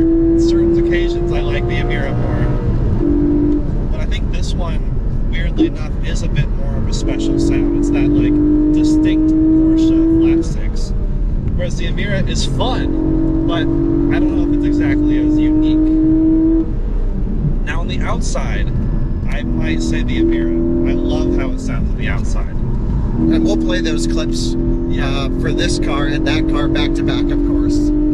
But inside, dude, I don't know. I think this sounds better. Yeah, I wish you weren't so removed from the engine compartment. That adds to it enough for me in the Emira that I think I still prefer that.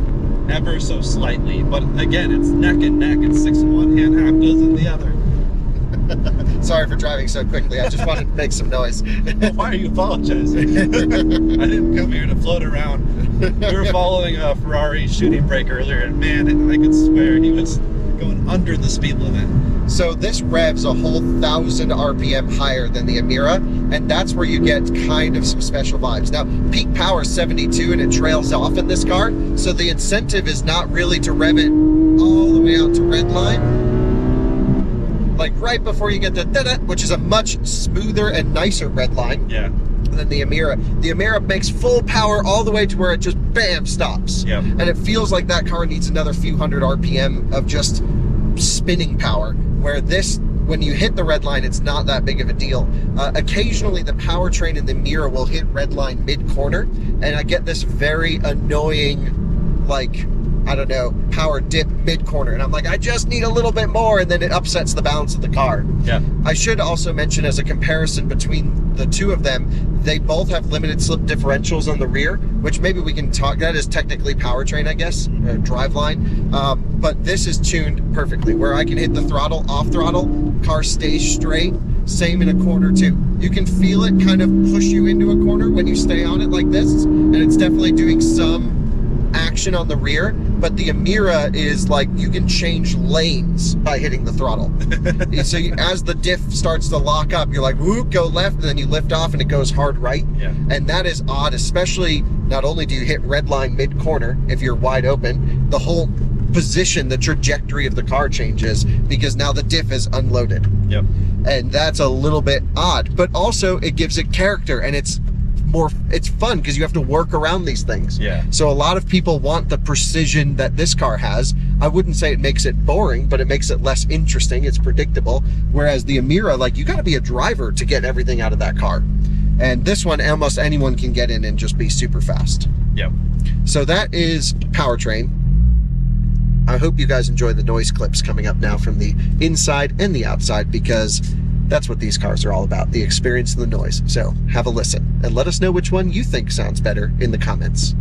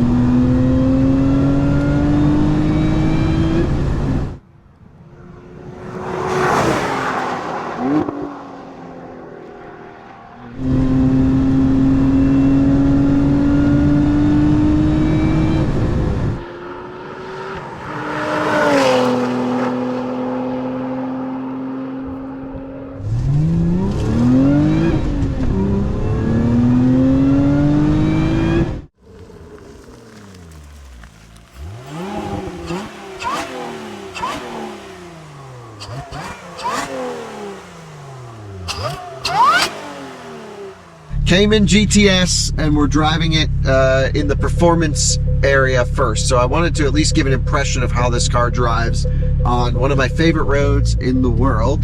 And we're gonna do that by pulling out. By the way, both cars have pretty low front lips, but neither are annoying to like daily drive. You just go at sharp angles with, or a sharp, what the heck, elevation? Bumps with an angle. Yeah. Everyone knows what I'm talking about. So what do we have here in terms of Cayman GTS construction? We have strut suspension with an adaptive damper. To be totally honest, I don't know if it adjusts rebound and compression. I think it's a single valve adjustment on the damper. It's definitely noticeable, but yeah. It's noticeable, but this car is, again, roughly the same weight as the Emira, but feels so much more balanced in terms of weight on the front axle. That is totally noticeable to the driver. It also has great steering. When I drove this car, I really enjoyed the steering. You don't get much feedback, but it does allow you to just place the car exactly where you want it, but it's not a hardcore. There's still some bushing. There's some, I don't know, something going on in here that makes it right where it's not 100% connected to the wheels. But compared to most cars that we drive, this steering system, don't get me wrong, is incredible. Yeah. So glad you agree. Agreed. Thank you. It's just less engaging, I guess. You're just not feeling every single thing on the road, which on this road there's like little rocks, little divots every once in a while. Right, and exactly. You're not really scared either because of the perfect, like almost perfect weight distribution. It's just like, oh, fixed it.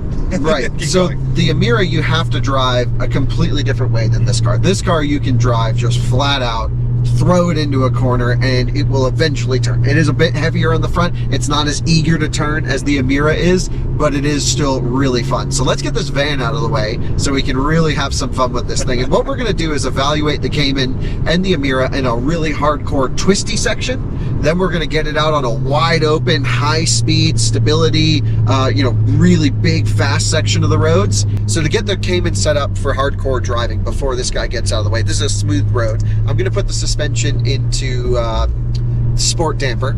I'm also going to back off the stability control just so both cars are even, because I think it is important to evaluate some of the stability control stuff. He's pulling for us. Thank you very much. Give him a little hazard to say thanks. This is where the forced injection of the mirror is nicer, having that torque down low. Let's have some fun in the Cayman. So first of all, you can go fast as hell in this car with no major problems at all. I mean, the way that this thing gets through a corner is just so mature, so grown up, so motorsport level, and you just keep putting in more and more and more steering, and the thing just keeps turning and turning and turning. It's pretty amazing. And then we hit Alexis.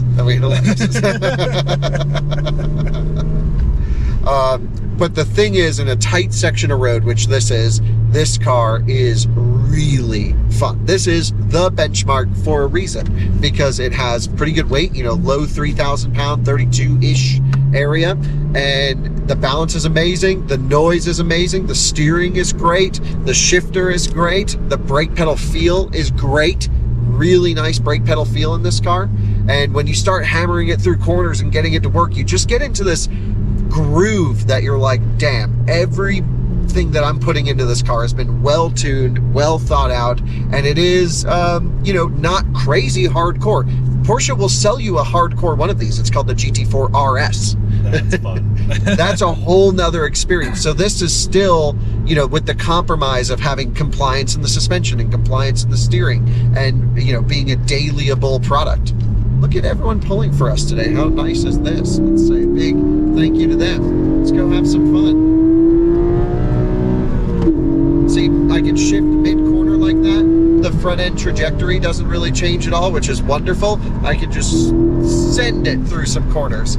Jordan, your impression from the passenger seat, is this thing, living up to your expectations of Cayman? I'm glad the seats hold me pretty well. Buckets would be nice, but I'm not really having any issues over here. A lot of great lateral grip from these PS4S. They're a great tire for a reason.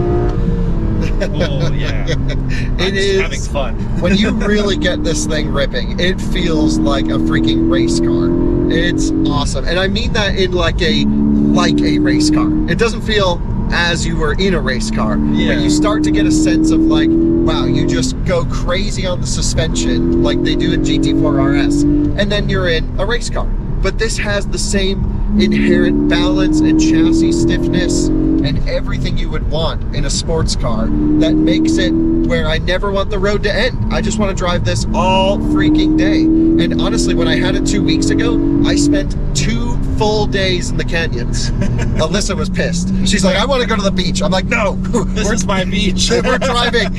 You can walk there. And it was just awesome. So this is one of those cars that also we have to mention from a durability standpoint, never feels stressed. Just feels like it can take this. It's built to handle this type of abuse all freaking day. The way that the power is set is perfect. You can go wide open throttle at any point. It has a meaty enough engine where it gives power, but then up here, damn, it puts on the speed like crazy. And it sounds so good. And then when you need the brakes, you just stand on the brake pedal and it just scrubs the speed like that. Nice. Yeah, I feel pretty confident over here in you. I mean, it's like it doesn't feel like really squirrely. And no, it's so locked in. Yeah, which I don't know. The Emira could be a little bit more dainty and interesting from your perspective, but yes, from a passenger perspective, that's a little scarier. We'll get to that in a minute, but this is locked in. Fantastic. This is just full send, full speed, and full stability wherever you want it to go. It's doing everything I want it to do. It never feels stressed. I could do this all day, and that's kind of what I want to do. But I think we have to drive the Emira. And it'll be really, really interesting to drive this and that back to back. So what do you say we turn around and we run it in the Emira? Jordan, we're in the Emira now. And why aren't we doing this on track, by the way? Well, we're not near a track at the moment. This is the next best. It's like, I want a track, and Mom's like, we have tracks at home. Like, but this is actually, to me, this is more important that a car handles well in the canyons. well, this is how most people will use it. Sure, anyone can take their car to a track, but how many do? So a couple things instantly to note, just jumping out of the Cayman and into this. I feel monster trucky. The shifter is a lot closer to me, and an even closer, like shorter throw. It feels pretty actually good. A lot of complaints about the shifter feel in Emira from other reviewers. No issues for me. It's Super certainly notchy and nice. Yeah, it's nice, especially for a transverse engine. I don't think they could have done any better than this. The gauge cluster is worse. There's no way around it. But honestly, most people will probably just shift by noise. And the one downside of this, we should mention, being a supercharger, is occasionally the supercharger will get heat soaked. If you're really ripping on it over and over, I've noticed the supercharger get a little hot and just lose a tiny bit of power. But it's not really the end of the world. You give it a couple seconds of cool down and you'll be fine. Similar to the Cayman, we got to come out this at a pretty steep angle. Oh, even then a little scrape. So maybe Cayman's better than this. Yeah, this has a worse approach angle for your off-roading needs. Yeah. So instantly the steering is, I'm feeling everything through the road, night and day steering. I love it. The steering in this car is incredible. This is where the Emira starts to shine. It starts to be exciting. We had commented just on the way back in the Cayman that the Cayman, the faster I drove, the more relaxed I was. I was just like, yeah, this is amazing. There is, the strut suspension does have some limits on the Cayman, where I was coming into some corners on the way back, under braking with some bumps, and you can feel quite a bit more compliance, just, a little bit slop in the front suspension that you don't get in this. Emira, the point of this car is chassis tech and steering. Yep. And this is what Lotus does better than anyone, I would say. And like I said, I've done hundreds of canyon miles in this car now. The faster I drive this car, the more exciting it gets. Yep. It starts to be really fun. So we have more tire on this car in terms of contact patch. We have, even though they weigh about the same, we have a lot more weight in the rear, which means the front, look at that, just wants to whoop, get into a corner. Because it weighs a lot less up there. It also means you need to do a little bit more brake on the way into a corner, just to shove a little bit more weight on the front tire to get it to work. And what do you say we start having some fun? Let's do it.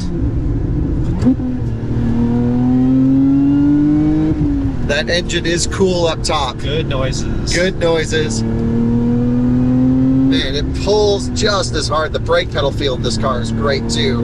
And instantly the steering, the turning is night and day. This car is so much more fun when it comes to this kind of stuff. Easy to rev match on the way in, get that front tire to stick, and wow, it turns, and it's locked in. And that's what that double wishbone is really helping with front and rear in this car, is just the stability under huge lateral forces.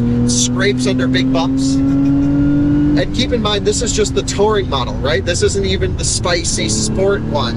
And it just has so much feel and fun and emotion that, from a chassis perspective, that the Cayman doesn't have. So I would say if you really drive hard, almost no question, if your car's exclusive use is here in the tight corners, this is so much more exciting, Jordan. Yeah. Any thoughts from your side? The seat doesn't hold me quite as well, but it's really comfortable, like amazing seats. If we were not me and Kyle in the canyons, we were just like driving across Kansas, I'd be happier right here, I think, than the Cayman. It is a little harder to have a conversation in this car, like it's noticeably louder. Yeah, the NVH is much louder everywhere. But I like that. For an enthusiast car, I like being able to tell everything. And Kyle's right, I wouldn't even look at the gauge, because you know what gear you're in, you know what the sound of the engine is in. It's just, I wish this did rev higher. That's one magical thing of the Porsche that I think is a bit more exciting, and that feels more Lotus to me. Like, I always thought Lotus of high revving Elise, and this is just a little bit of a different recipe. But what's interesting to me is they are so normal on paper and so similar on paper. Driving them here, night and day. Yeah, it's amazing. It is. That's why you can't buy cars on paper. Right. This is totally more hardcore for this kind of stuff. Now, I'm not saying that this would be faster or slower than the Cayman is. All I'm saying is this on paper technically weighs more than the Cayman, but feels like it weighs 300 pounds less, and all of that weight came off the front axle. Yep. The steering is amazing. It gets right in. Also, the one thing I will say is that both steering ratios are a little bit slower than I would like. So this has really great turn in, but then mid-corner I gotta put a little bit more in than I would kind of expect. But it's so easy to modulate and get it around. The other thing is I can get on the throttle so early in this car and lean it on that 295 in the back, and it's good to go. One of the key advantages of this suspension setup comes on bumpy roads, because over a bump, and if you're on broken pavement, especially in the touring version of this car, it's significantly faster than the Cayman through the bumps. Oh, thank you very much. Is that a rock? Nice little rock there, yep. Damn. Sorry, Lotus. Nothing we can really do about the rocks. But you just mat it mid-corner, the diff locks up a little bit, gets you right in, full mechanical LSD in the rear. And you can just steer it, mat the throttle, and it gets right through. Oh my goodness. See, this is a car that I could drive in the canyons all day. It actually feels like I'm being a little bit harder on this. I don't know if it's just the engine's more of a part of the experience, but you know, the Cayman feels like you can just hammer on that thing nonstop, constantly, and it's like never going to be a durability problem. Some things in this car feel a little bit daintier, and having the weight in the rear, of course, just from a chassis performance perspective, you have to be on. You have to know exactly what you're doing in this car. But look at this torque band ripping us through all the way. Amazing. And standing on the brake pedal. Easy to heel toe, easier to heel toe this car than the Cayman. Yep. But I think most drivers of the Cayman are going to be using the auto blip. I'm just a hardcore against auto blip kind of person. Wow. Wow, wow, wow. This is where this car shines. It's an exciting car the faster you drive it. It's like, hell yeah, let's go! And that's where the rev limiter shouldn't be so sharp. Can you feel the direction change there? Yeah. It's, you know, pretty hilarious. But it's immediate, it's responsive, it's got the power. Love the rev matches. Love the engine when you work the engine hard. This is just more visceral. It has more theater. Yep. All things I think I really care about, more than I realized. If you're buying a car specifically to have fun and go fast on at least a flat, straight section of road like this. Yeah. It's funny. Oh, straight, excuse me. I mean smooth. Flat, smooth, twisty. Compared to the Dragon, this is pretty straight. Yeah, true. It is funny. The Cayman, to me, it's like being on a roller coaster, and you're like, well, this is terrifying, but also I feel confident because I know the engineering, and it's like a roller coaster. You know you're safe. Yeah. This is like, still you're probably safe. Maybe an older roller coaster. You're like, it's a little could still go wrong. Yeah, and there is this air of like you better know what you're doing in the Emira. So. Yeah. Tail happy. Yeah. So that's the fun thing with this car is you can just out of a corner so easily. So it has the like 911 weight distribution, but 911 driving, like how different does this weight distribution? It's so different than a 911. But yeah, you have to drive this a little bit differently than the Cayman. Yeah. In the sense that I'm always just giving a little brake tap on the way into the corner just to get it on the front. I will say both cars sort of stability control systems. We have them, like I said, in the middle settings, not full off. They stay out of the way unless you're doing something really stupid. And so I would say it's really not much of a deterrent to run PSM Sport or this thing in the natural track mode because they both stay out of the way. And the braking package on this car. I've never run out of brakes in all the canyon time I've had with this car. I can tell when they get warm, but they just keep performing and performing and performing. Where the Cayman, I do run out of brakes in that car. It's the little slots of the front rotors in this car. Hey, it doesn't hurt. This does have bigger rotors too, so yeah, all around, all four corners. All around, this is a better braking package, yeah. No question. So, what we need to do is get him on the wide open sections. You can see I hit the limiter there and the whole car veers to the right, so you just need to be on. Yeah, so, but that's what you want in an enthusiast driver's car, something that makes you work for it. I just can't get over this thing in the canyons. if I had to drive canyons like for work every day, and I was like, I don't know, a track marshal, I don't know, and the Cayman, you just do it and you get there and it's great and it's very enjoyable. You throw on a podcast, you don't even realize you just drove the canyons. You just listen to music and you're just like blindingly ripping through corners, and this is like it's an experience. And I have to say, like, I really put a lot of weight on a car with windows down in the canyons, and this is just next level. We have windows up for the sake of audio and stuff, but windows down in the canyons, hearing yourself bouncing off the walls, like the sound of this car is unreal. Yeah, this definitely is way louder of an exhaust. And it doesn't have the weird wind buffeting issue the Supra has, so like a lot of things are just done so well with the this. Cayman, I would say you could drive windows down. Yep. As well. Both cars, windows down without issues. So, okay, let's go see how stable they are at high speed. We're talking big numbers. Not that we would do that on a public road. We're going to shut down the public road. Yeah. And, yeah, see how they are from a stability perspective. The one thing is easier to get the hazard light button in this to thank people for pulling over, because it's a physical, like it's either the lock switch or the hazard in the Cayman. And we mentioned the blinding light on the lock button on the Cayman, but this has the opposite issue. The lights are so dim on the AC controls, you can't tell what it's actually on. We're really nitpicking, guys. Yes. Through the corner, not the throttle. Wow. Well, Jordan, this was going to be the time where I took you down this section of road with a bunch of bumps, but it's actually getting towards the end of the day and getting really busy and probably too busy to drive quickly. Yep. So I think we can summarize the car's performance, just you and I chatting, which is both cars are incredibly quick vehicles. I mean, not necessarily fast in a straight line, neither one of them. Here we have something. That's an old GTS 4-cylinder. Nice. So that is before they went to the flat 6. And I got to tell you, just after that, the flat 6 is the way to go. Sounds way better. Yeah, I think they made the change 3 or 4 years ago, and it's just 100% the move to go with the 6-cylinder. You can just tell how busy it's getting up here now. Too busy to drive quickly. Yeah. So handling between the two cars, great color Panamera. Can we focus on this video, Jordan? We're too busy car spotting. Here's the thing.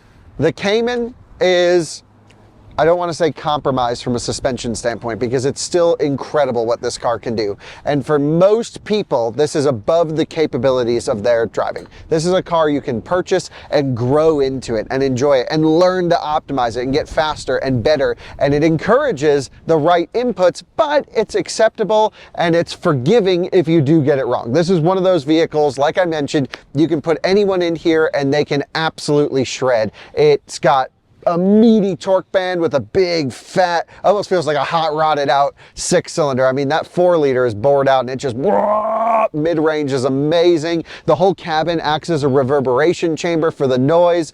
The steering is, I mean, in comparison of most vehicles, really good, but in the context of the Emira, almost like nothing is coming through, and there's a lot of compliance in the steering of the vehicle.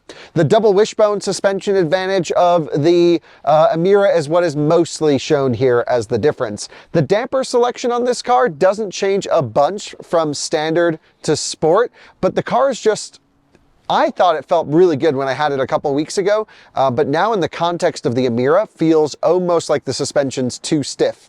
A bit rough for this road, at least. Yeah, it's just you're hopping around and it's hard to keep the tire on the ground. I will say though, I was mentioning early on in the video how the sport traction control settings just stay out of the way on both of these cars. I mean, you really have to be hammering and have slip angle and get it wrong for the traction control systems to kick in. But Jordan, I've been driving just with traction control completely off, PSM off in this, and it does shut off auto blip. Oh. So that's the way to do it. That's the way to do it. But you know, you're left with driveline controls, and typically we don't recommend our audience to drive on public roads with ESP full off. Yeah, if you do, you might go into a curb or something. Yeah, I mean, you might pull a Jordan. So, you know, for all intents and purposes, there's really no benefit to Sport Plus in this car other than some engine stuff here and there. But at wide open throttle, wide open throttle, and I think ultimately my review of this car from a performance area is this is probably the car most people will be faster in. That's probably a good way to put it.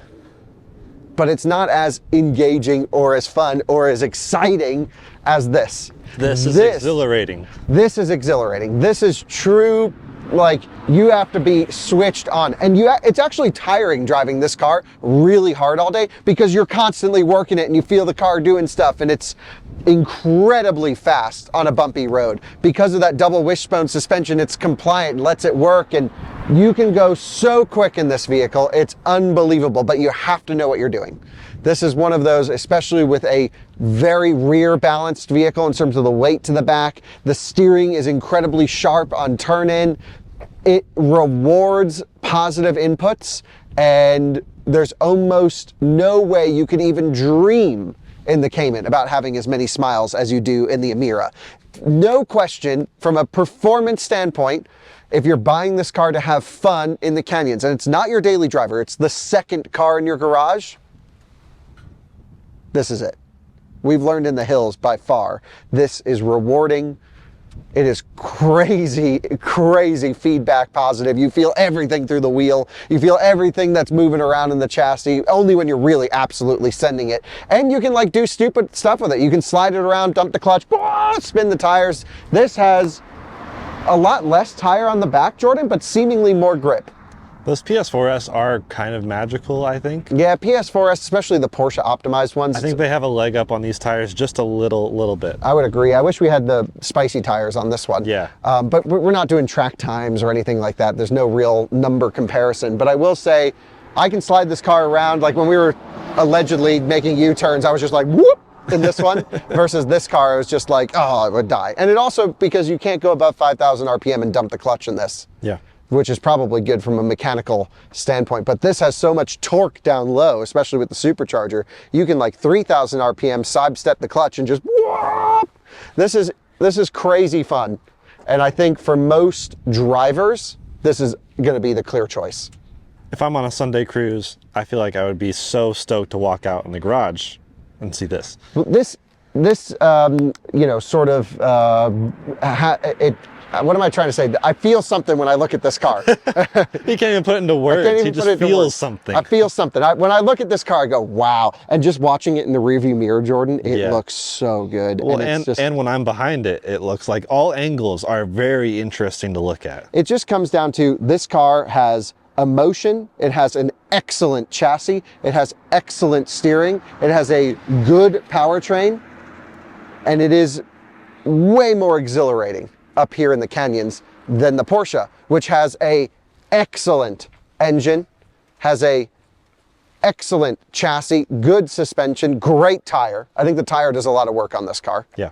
And even though you might be going the same speed, they feel completely different. Yeah.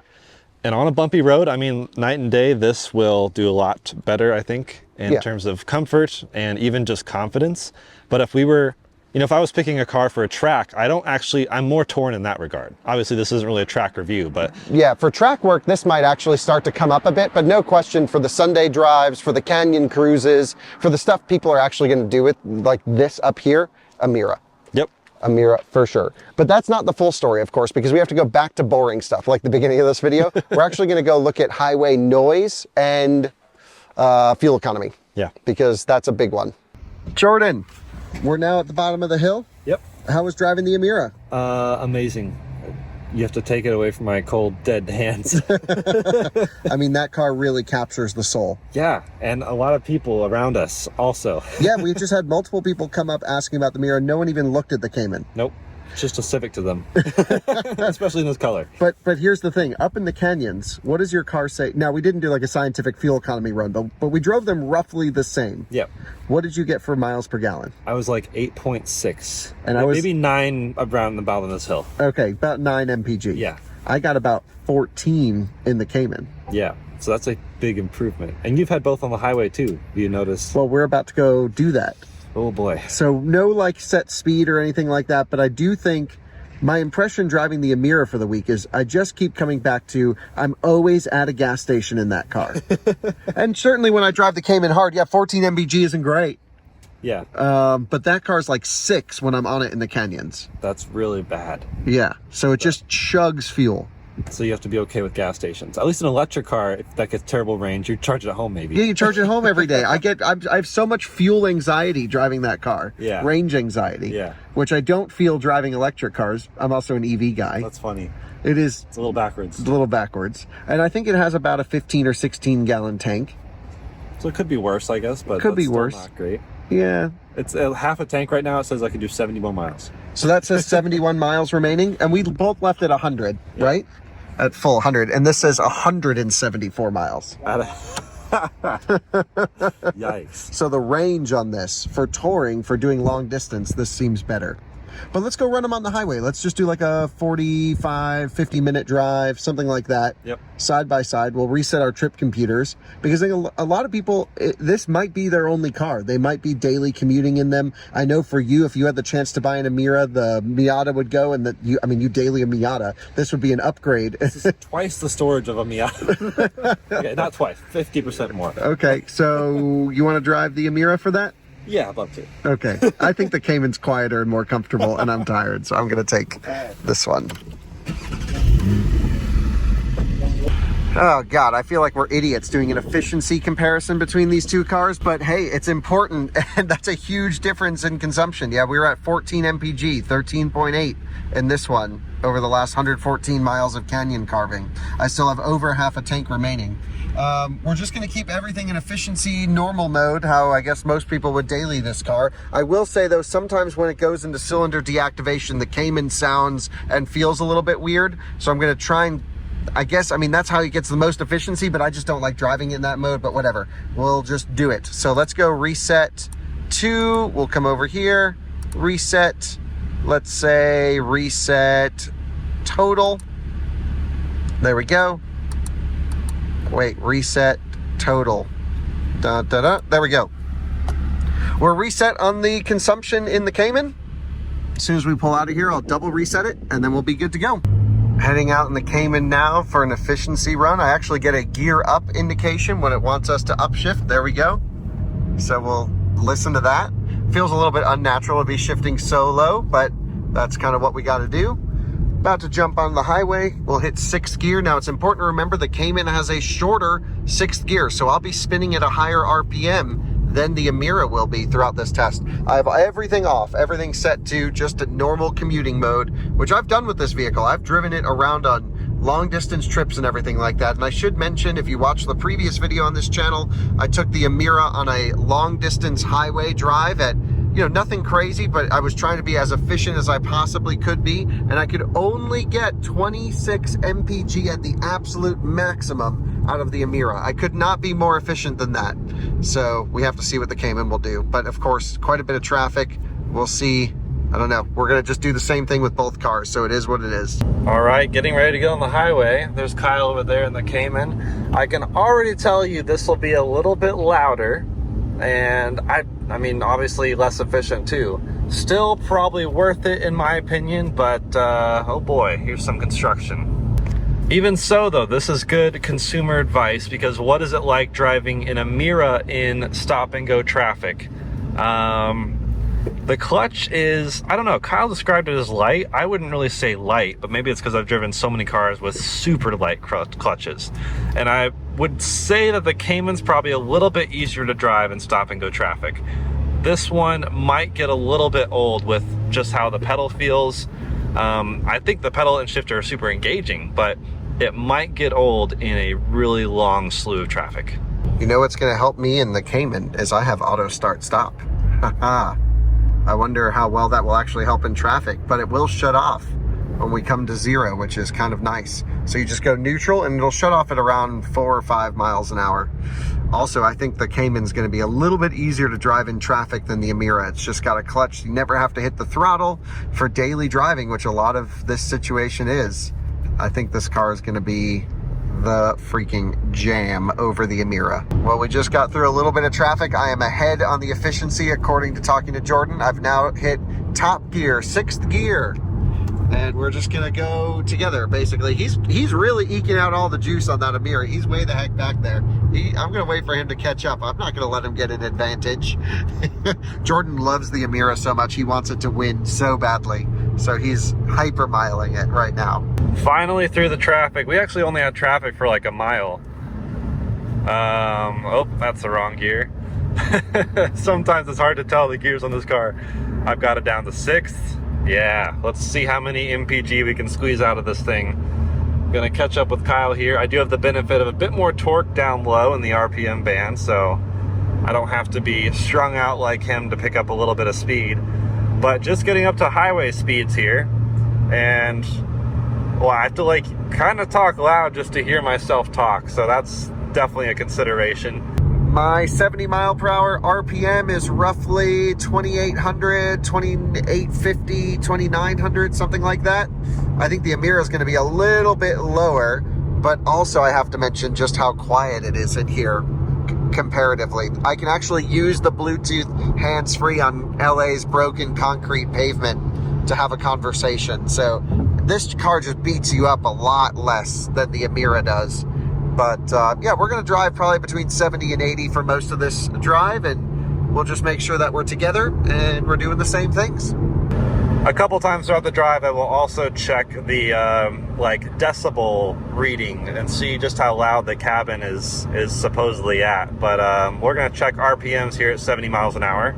So we are right about, I mean, it's not a super granular readout, but we're right about 2,400. Just under 2,500 at 70 miles an hour. It's definitely a bit loud in here. I'd probably want earbuds if I'm being completely honest.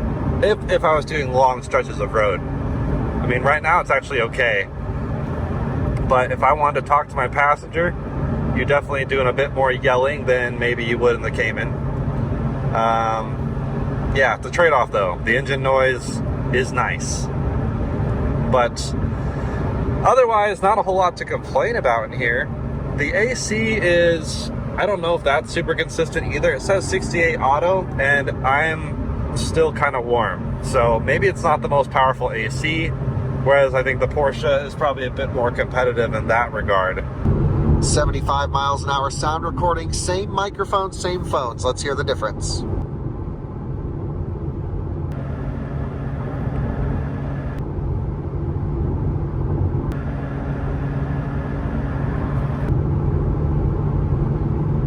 No question, this is quieter here in the Cayman, for sure. And also, my air conditioning at 70 is like the Lotus at 65. They really have a completely different climate control temperature logic, which, okay, you just set it to what you want, but it is, either way, cars don't agree on the temperature here between the two.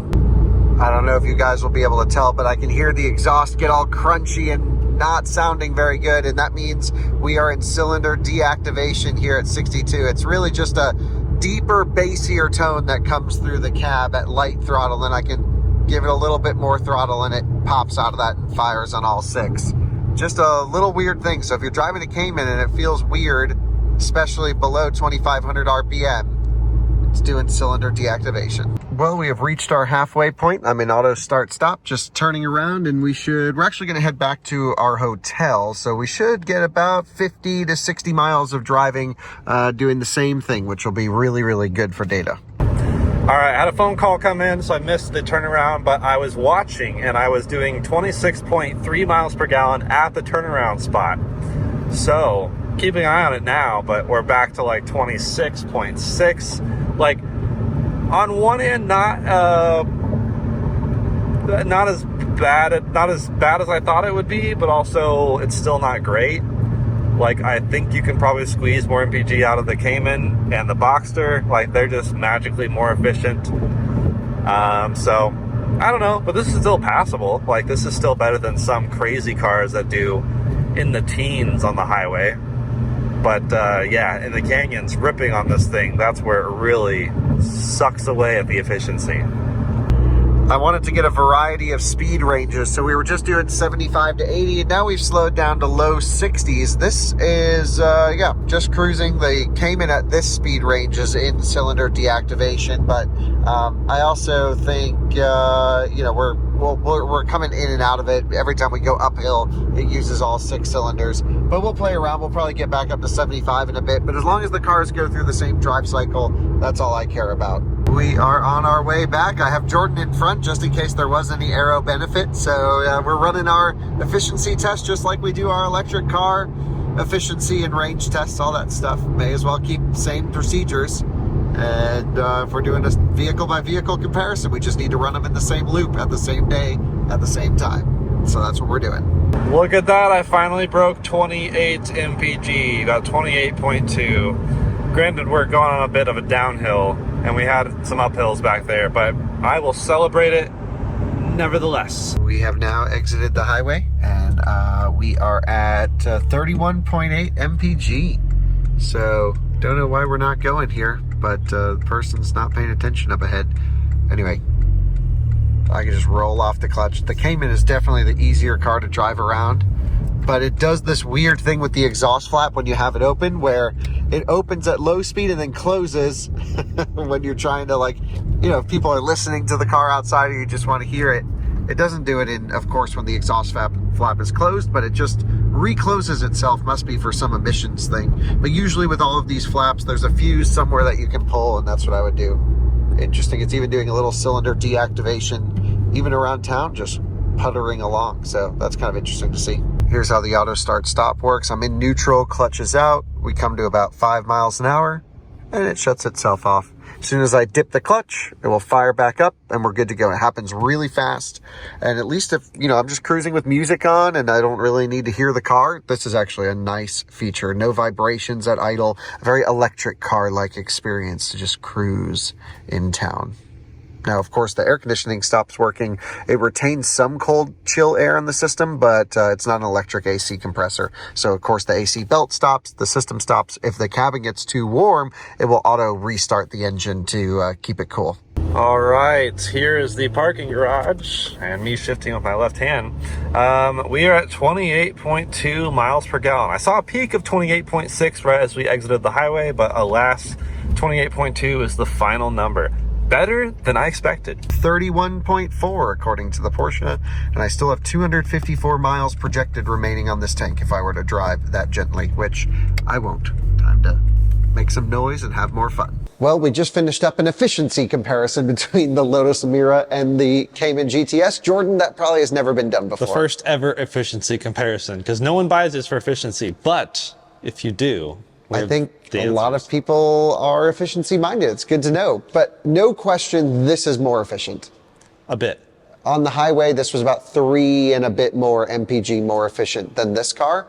However, at least with the Emira, the harder you drive it, the way worse it gets. Yep. It's like as soon as you start opening the taps on this thing, it just dumps the fuel into the engine, where this certainly gets pretty inefficient, but maybe not as bad like on track and canyons and sporty daily driving, where this thing just dumps fuel when you're really ripping on it. Would you agree? Yeah, that sounds about right. We saw it in the canyons. I mean, I was getting single digits. Yeah, easy. It's very easy to get single digit MPG in this car, where this one you have to work hard. Yeah. And maybe even not possible in this one. It is possible, but... Track day. Okay, so that's for efficiency, but what about just mannerisms on the highway? I've done, again, huge highway miles in both of these, and I would say actually the Emira is the more comfortable car. We know that, but it's also the less busy car. I think, over bumps and stuff, the suspension does a really good job. It's just like really compliant suspension on this versus the Cayman. The Cayman's still comfortable enough, I think, to daily drive until you hit some really bumpy roads or a pothole. This car, no question, has a stiffer suspension setup than the Emira with the touring suspension. The main problem with this, Jordan, I don't know if you felt it, is just you have to keep your hands on the wheel. Yeah, it does a little bit of tram lining every once in a while. And yeah, you'll just go whoop, whoop, whoop, something like that. I think that's good representation. This has 0. Yep. This, you can just sit there at high speed, arms crossed, and it does the Porsche straight as an arrow thing. Yep. I will say the tram lining doesn't bother me too much. The Emira is supposed to have adaptive cruise control in the first edition. This car does not have it. So maybe it's a Euro versus US spec thing. I'd love to, it has the lines and the adjustments for adaptive cruise. Maybe it's coming through software, but I don't see a radar on the front of this car. Do you? No. Yeah, so I'm not, it has no camera, it has no forward collision sensors. I think it must be a Euro spec thing or like coming soon. Although it's got, no, those are just the ultrasonic parking sensors that it has. Yeah, so maybe either coming soon or maybe the US cars have them. But either way, both cars have standard cruise control. That and this both are tied in terms of the long distance ability. This is certainly a little bit quieter, a little bit nicer cabin. You can actually, you know, do like a hands-free conversation on a cell phone, where I would say that's almost impossible in this car over broken concrete pavement, which is very common around LA. So I still think the Cayman edges it out in the long distance ability section of this, but the Emira is a wonderful car to do a driving tour in. Just driving it, you know, a couple hundred miles to Santa Barbara and back this week, I truly enjoyed driving this vehicle. And I thought, yeah, I could just do 2,000 miles in this car. No problems, no issues at all. They're very close, but the Cayman just edges it out on the highway. Jordan, your impression? Yeah, and it's funny how many impressions I got on this on the highway. People were like waving and like giving me thumbs up and stuff. Like they really like to see this car in action or in parking lots. Like it does get attention. It's no Cybertruck over there, but it still turns heads if that's something you care about. But regardless, I am such a fan of driving this literally in like every single environment. I've probably have had 30 to 40 interactions this week with people. Yeah. Just because of the Lotus, the enthusiasm. You know that it's a car person coming up to you when they ask about this car, because Lotus isn't really, it's like a known brand, but kind of a niche brand, versus zero people have ever asked me about this car. Not a single one. As a percentage, it must be like 10 to 1 or more as far as Porsche owners versus Lotus owners. Well, so at least we learned on the highway, that's a little bit better. This a little flashier. Like you said, 6 in one, half a dozen in the other. Yep. So close, isn't it? Yep. So are we going to wrap this video up soon? I feel like it's dragging on. Yeah, I mean, I think we're pretty much done. Okay, well, let's go bring them to a different spot and end with our final thoughts. Well, as we're approaching the last section of our video, this is sort of a projected ownership experience portion, if you will. It's what is the purchase experience like? What is the servicing experience like? What is the warranty like? And I think we should start at that purchasing experience, which is, we actually today met someone who put down a reservation for a Lotus Emira and put down, what, $10,000, Jordan, was it? 5,000. Oh, 5,000. Yeah. And then they lost the money or something, right? And then they wanted to charge him 20 over sticker for this car. Yeah. And actually in this very garage this morning, leaving with this, someone else came up and was like, what do you think of it? I had one reserved and I canceled because they kept pushing it back. Okay, so everyone's really annoyed with the delays on this car. And it's actually still not currently able to be delivered in zero emission vehicle states, is my understanding. Yeah, so hopefully by the time this video goes live, the emission stuff will all be sorted and they'll be certified. But I know deliveries have started. I saw Brooks from Drag Times got his, Stradman got his. So they are starting deliveries in the US. The Cayman, on the other hand, is also kind of hard to come by, but it's an older vehicle. This is a vehicle that's been out for years and years. So you can either get them in the used market, which they hold their value unbelievably well, or new ones. However, my friend at a Porsche dealer looked up and he says he has not a ton of allocations coming in and nothing past middle of the summer. So to him, that was a little bit concerning. Like, are they going to continue making the 718 GTS? And I think time will tell, but holy smokes, we're kind of feeling like we're getting close to the end of line for the 718, which seems a shame. Of course, the electric one is coming. This car can't be sold in Europe. It just feels like it's a little bit aging, and we're at the very beginning of the Lotus Emira story, and both are kind of hard to get on either side. On top of that, we just should talk about warranty and servicing. This has a 3-year or 36,000 mile total vehicle warranty and covering the powertrain. And it also has a rust warranty of, what is it, Jordan? Yeah, corrosion warranty for 96 months. Okay, 96-month corrosion warranty. The Cayman, much better warranty on this vehicle. This is 4-year, 50,000 miles, which is sort of standard. I mean, I guess C8 Corvette and a few others are in this 3-year, 36, but I like 4-year 50 feels right to me. You're spending $100,000 on a product. A lot of people are taking $100,000 leap of faith into a Lotus, which is not always known for top reliability. put a warranty behind this vehicle that backs up the price. Porsche certainly did with this one, 4-year 50 and a much longer corrosion warranty. 144 months, that's 12 years. So 12-year rust through protection warranty on this one, which a lot of these cars will be on the road for the next 12 years. So that should be something to keep in mind. In terms of regular oil changes, spark plugs, all of that is about the same. Brake fluid flush every couple years. Oil change, I think, is 10,000 miles on the GTS or on any 718. And I think it's maybe either 7,500 or 10,000. I couldn't imagine doing 10,000 mile oil change intervals driving the way I do. And both cars recommend accelerated service for hard track use and things like that. That seems about the same. Spark plugs every 40,000 miles in both.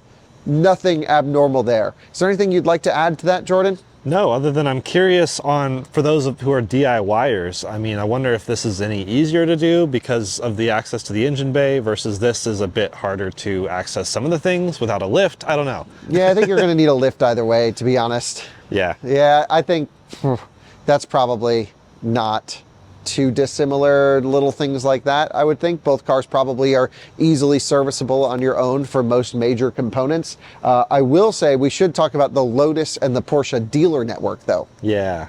Porsche dealers are everywhere. And so if there's a bad one, you just go to the next town and find a good one. Lotus dealers are very few and far between, but they are growing, especially with Electra and Emea, the electrified ones coming into the future. We will see, I think, a growing Lotus presence in our market. However, no question, there's Porsche dealers everywhere. You will have support everywhere.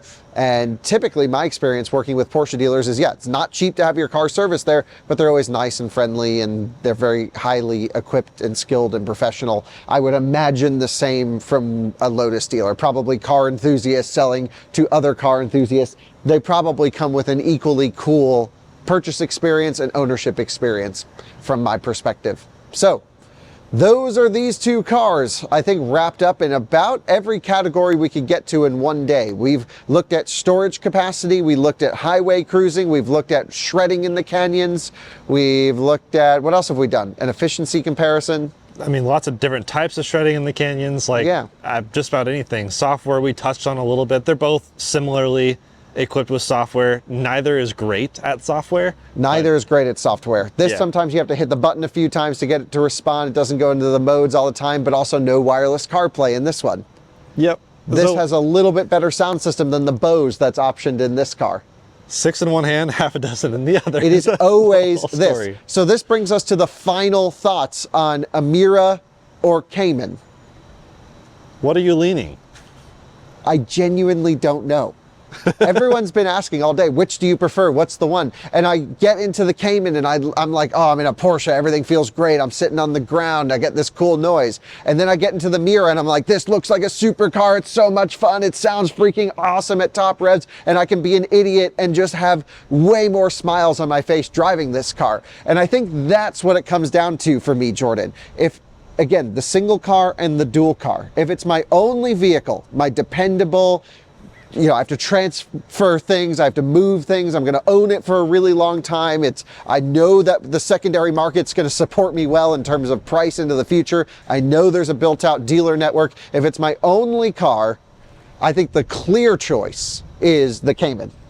And I think you would, if you want something spicier, maybe even a used GT4, but at least new for new, the Cayman GTS is all the car anyone really needs in almost any category. And then if it's my second car or my third car where I may have a daily driver that's a electric car or something and this is just something you take out on the weekends for fun, I think this is much more of an experience behind the wheel. A lot of people will be buying these cars just for track toys, weekend racers, and canyon carvers, and this is pretty much better in every performance-oriented category in terms of experience and feel than the Cayman. Now, I have to mention, we haven't run these cars on track. We don't know the lap times on whatever lap we would have run. So I don't know which is actually faster. But to me, that doesn't matter in a car. It's all about experience and fun. And this is the one that gives me the smiles per mile over the MPG of the Cayman. Jordan, I will let you share your thoughts. Yeah, I think I echo pretty much all that, although I probably have a bit more of a threshold for this being a daily, but maybe that's because it's biased because of my daily, which is a Miata. This feels like more comfortable, quieter, more storage capacity, which is funny to say, but... Yeah, everything about daily driving this car I think would be totally fine. I've used it all week and I've had zero complaints about getting into it. And even after 7 days of driving, I woke up early the other day just to get in and drive it, just on the highway. You're looking for reasons to drive this, to take this out, which is why I hope people who buy this as a second or third car actually drive the heck out of it. But being an only car does concern me with the dealership situation. If you have to take it in for service, what kind of ordeal is that? Whereas Porsche, probably throw this in the nearest Porsche, which is probably 3 blocks from you. They might give you a loaner. I don't know. Yeah, you probably get like a Cayenne plug-in hybrid to drive or something. Yeah, so I mostly agree with you. I probably have a bit more tolerance towards the things that are just special and weird, and I almost punish myself sometimes, the cars I choose. Kyle's driven my Jeep. Yeah, I have. You really can't go wrong either way. That's the thing. That's so close. That's the hard thing. And I came into this, Kyle was like, let's compare these cars. I was like, sweet, I'm gonna be Team Emira the whole way. You know, it's like, don't meet your heroes. And I'd met my hero, but I'm much more torn than I thought I would be. I thought I would be full send on Emira and, you know, whatever, throw me Here's a the Cayman. thing, Jordan, this car's been out for years. Yeah. They obviously benchmarked this car. Yeah. But it's holding its own. And it's better in many ways than this car. Yeah. Yeah. Holy smokes. What a time to be alive. That these are the last two, truly, maybe ever, the last two manual transmission mid-engine sports cars. And they are not only so close on paper, but also they're different vehicles and they offer different experiences, but each of those experiences I think I value equally. And I've been reviewing cars for years, Jordan, as of you. We've been doing this job for a long time. We test cars. Our job is to tell people what to buy. I'm always giving car advice. I have never been so torn and so confused. Me too. Because these two are parked here. I have both keys in my pocket. What am I going to take to the bottom of the garage? I don't know. See, yeah, I get in this one, I'm like, this is perfect. And then I get in this one, I'm like, this is so composed. So I think the true answer is it would require some track times, lap times, and hardcore 0 to 60 testing to really put some numbers and factual data behind our just quick impression. It's a celebration of these cars. They're both incredible. You can't go wrong either way. But if it's your only car, this is how I sum it up. If it's your only car, you buy the Cayman. If it's your third car, second car, you buy the Emira. And in my case, this would actually be, I'm in the market for something like this. I've already called Lotus and said, can you get me an allocation? And so for me, this is the one that, you know, if it does beat you up, if it is not 100% perfect all the time, well, you have your daily that can solve that need. Whereas this vehicle still is fun enough to have as your second car or your third car. But I would almost argue if this is your second or third car, go for a GT4. Yep. I think this just gives you that leg up in rawness, that leg up in experience, that leg up in just rowdy character that this is missing to make it truly a fun sports car, and therefore the Emira wins. Yeah. I'm excited to see what they do with this platform in the future. Obviously, there's other variations of 718, whereas this is like the Emira, other than the 4-cylinder, which we haven't tested yet. Dude, if they do an Emira GT. But if they do an Emira GT, Emira S, whatever else they do, and please, like, after spending the day with it, I agree with you. Give me a circular steering wheel and give me cooled seats. Yeah, and a cooled little bit seats. better. This is a Lotus. Give me a little bit better software. I don't know. Like, if I don't want the creature comforts, then I'll go buy the Elise for half the price. Yeah. Okay. But I think overall, truly, if I had to recommend one car, if someone's shopping in this category, they're probably a car enthusiast. And they're probably okay with dealing with a bit of car trouble and dealer trouble and just to have a really unique car, plus the styling. Yeah. I didn't think I was going to pick the Emira, but I just picked the Emira. Well, that just won. Holy me too, smokes. by an edge. It's so close. Yes. So close. But yeah, and I just came up with that decision literally right now. But I feel good about it. Do you agree? Yeah, I agree. I think the back is ugly. Really? I love it. Yeah, I think the back is ugly. I was Freaking- following you. I was like, I don't think that looks that good. No, I love every single angle in this car, which I can't say for many. Well, congratulations to Lotus. You beat out Porsche. In our test, at least, our impressions. And we're two pretty hardcore Porsche fans. Yeah, there we go. Emira, baby. Emira. I got to get one of these things. Thanks for watching another Kyle Connor YouTube channel video. See you on another one again soon. Goodbye.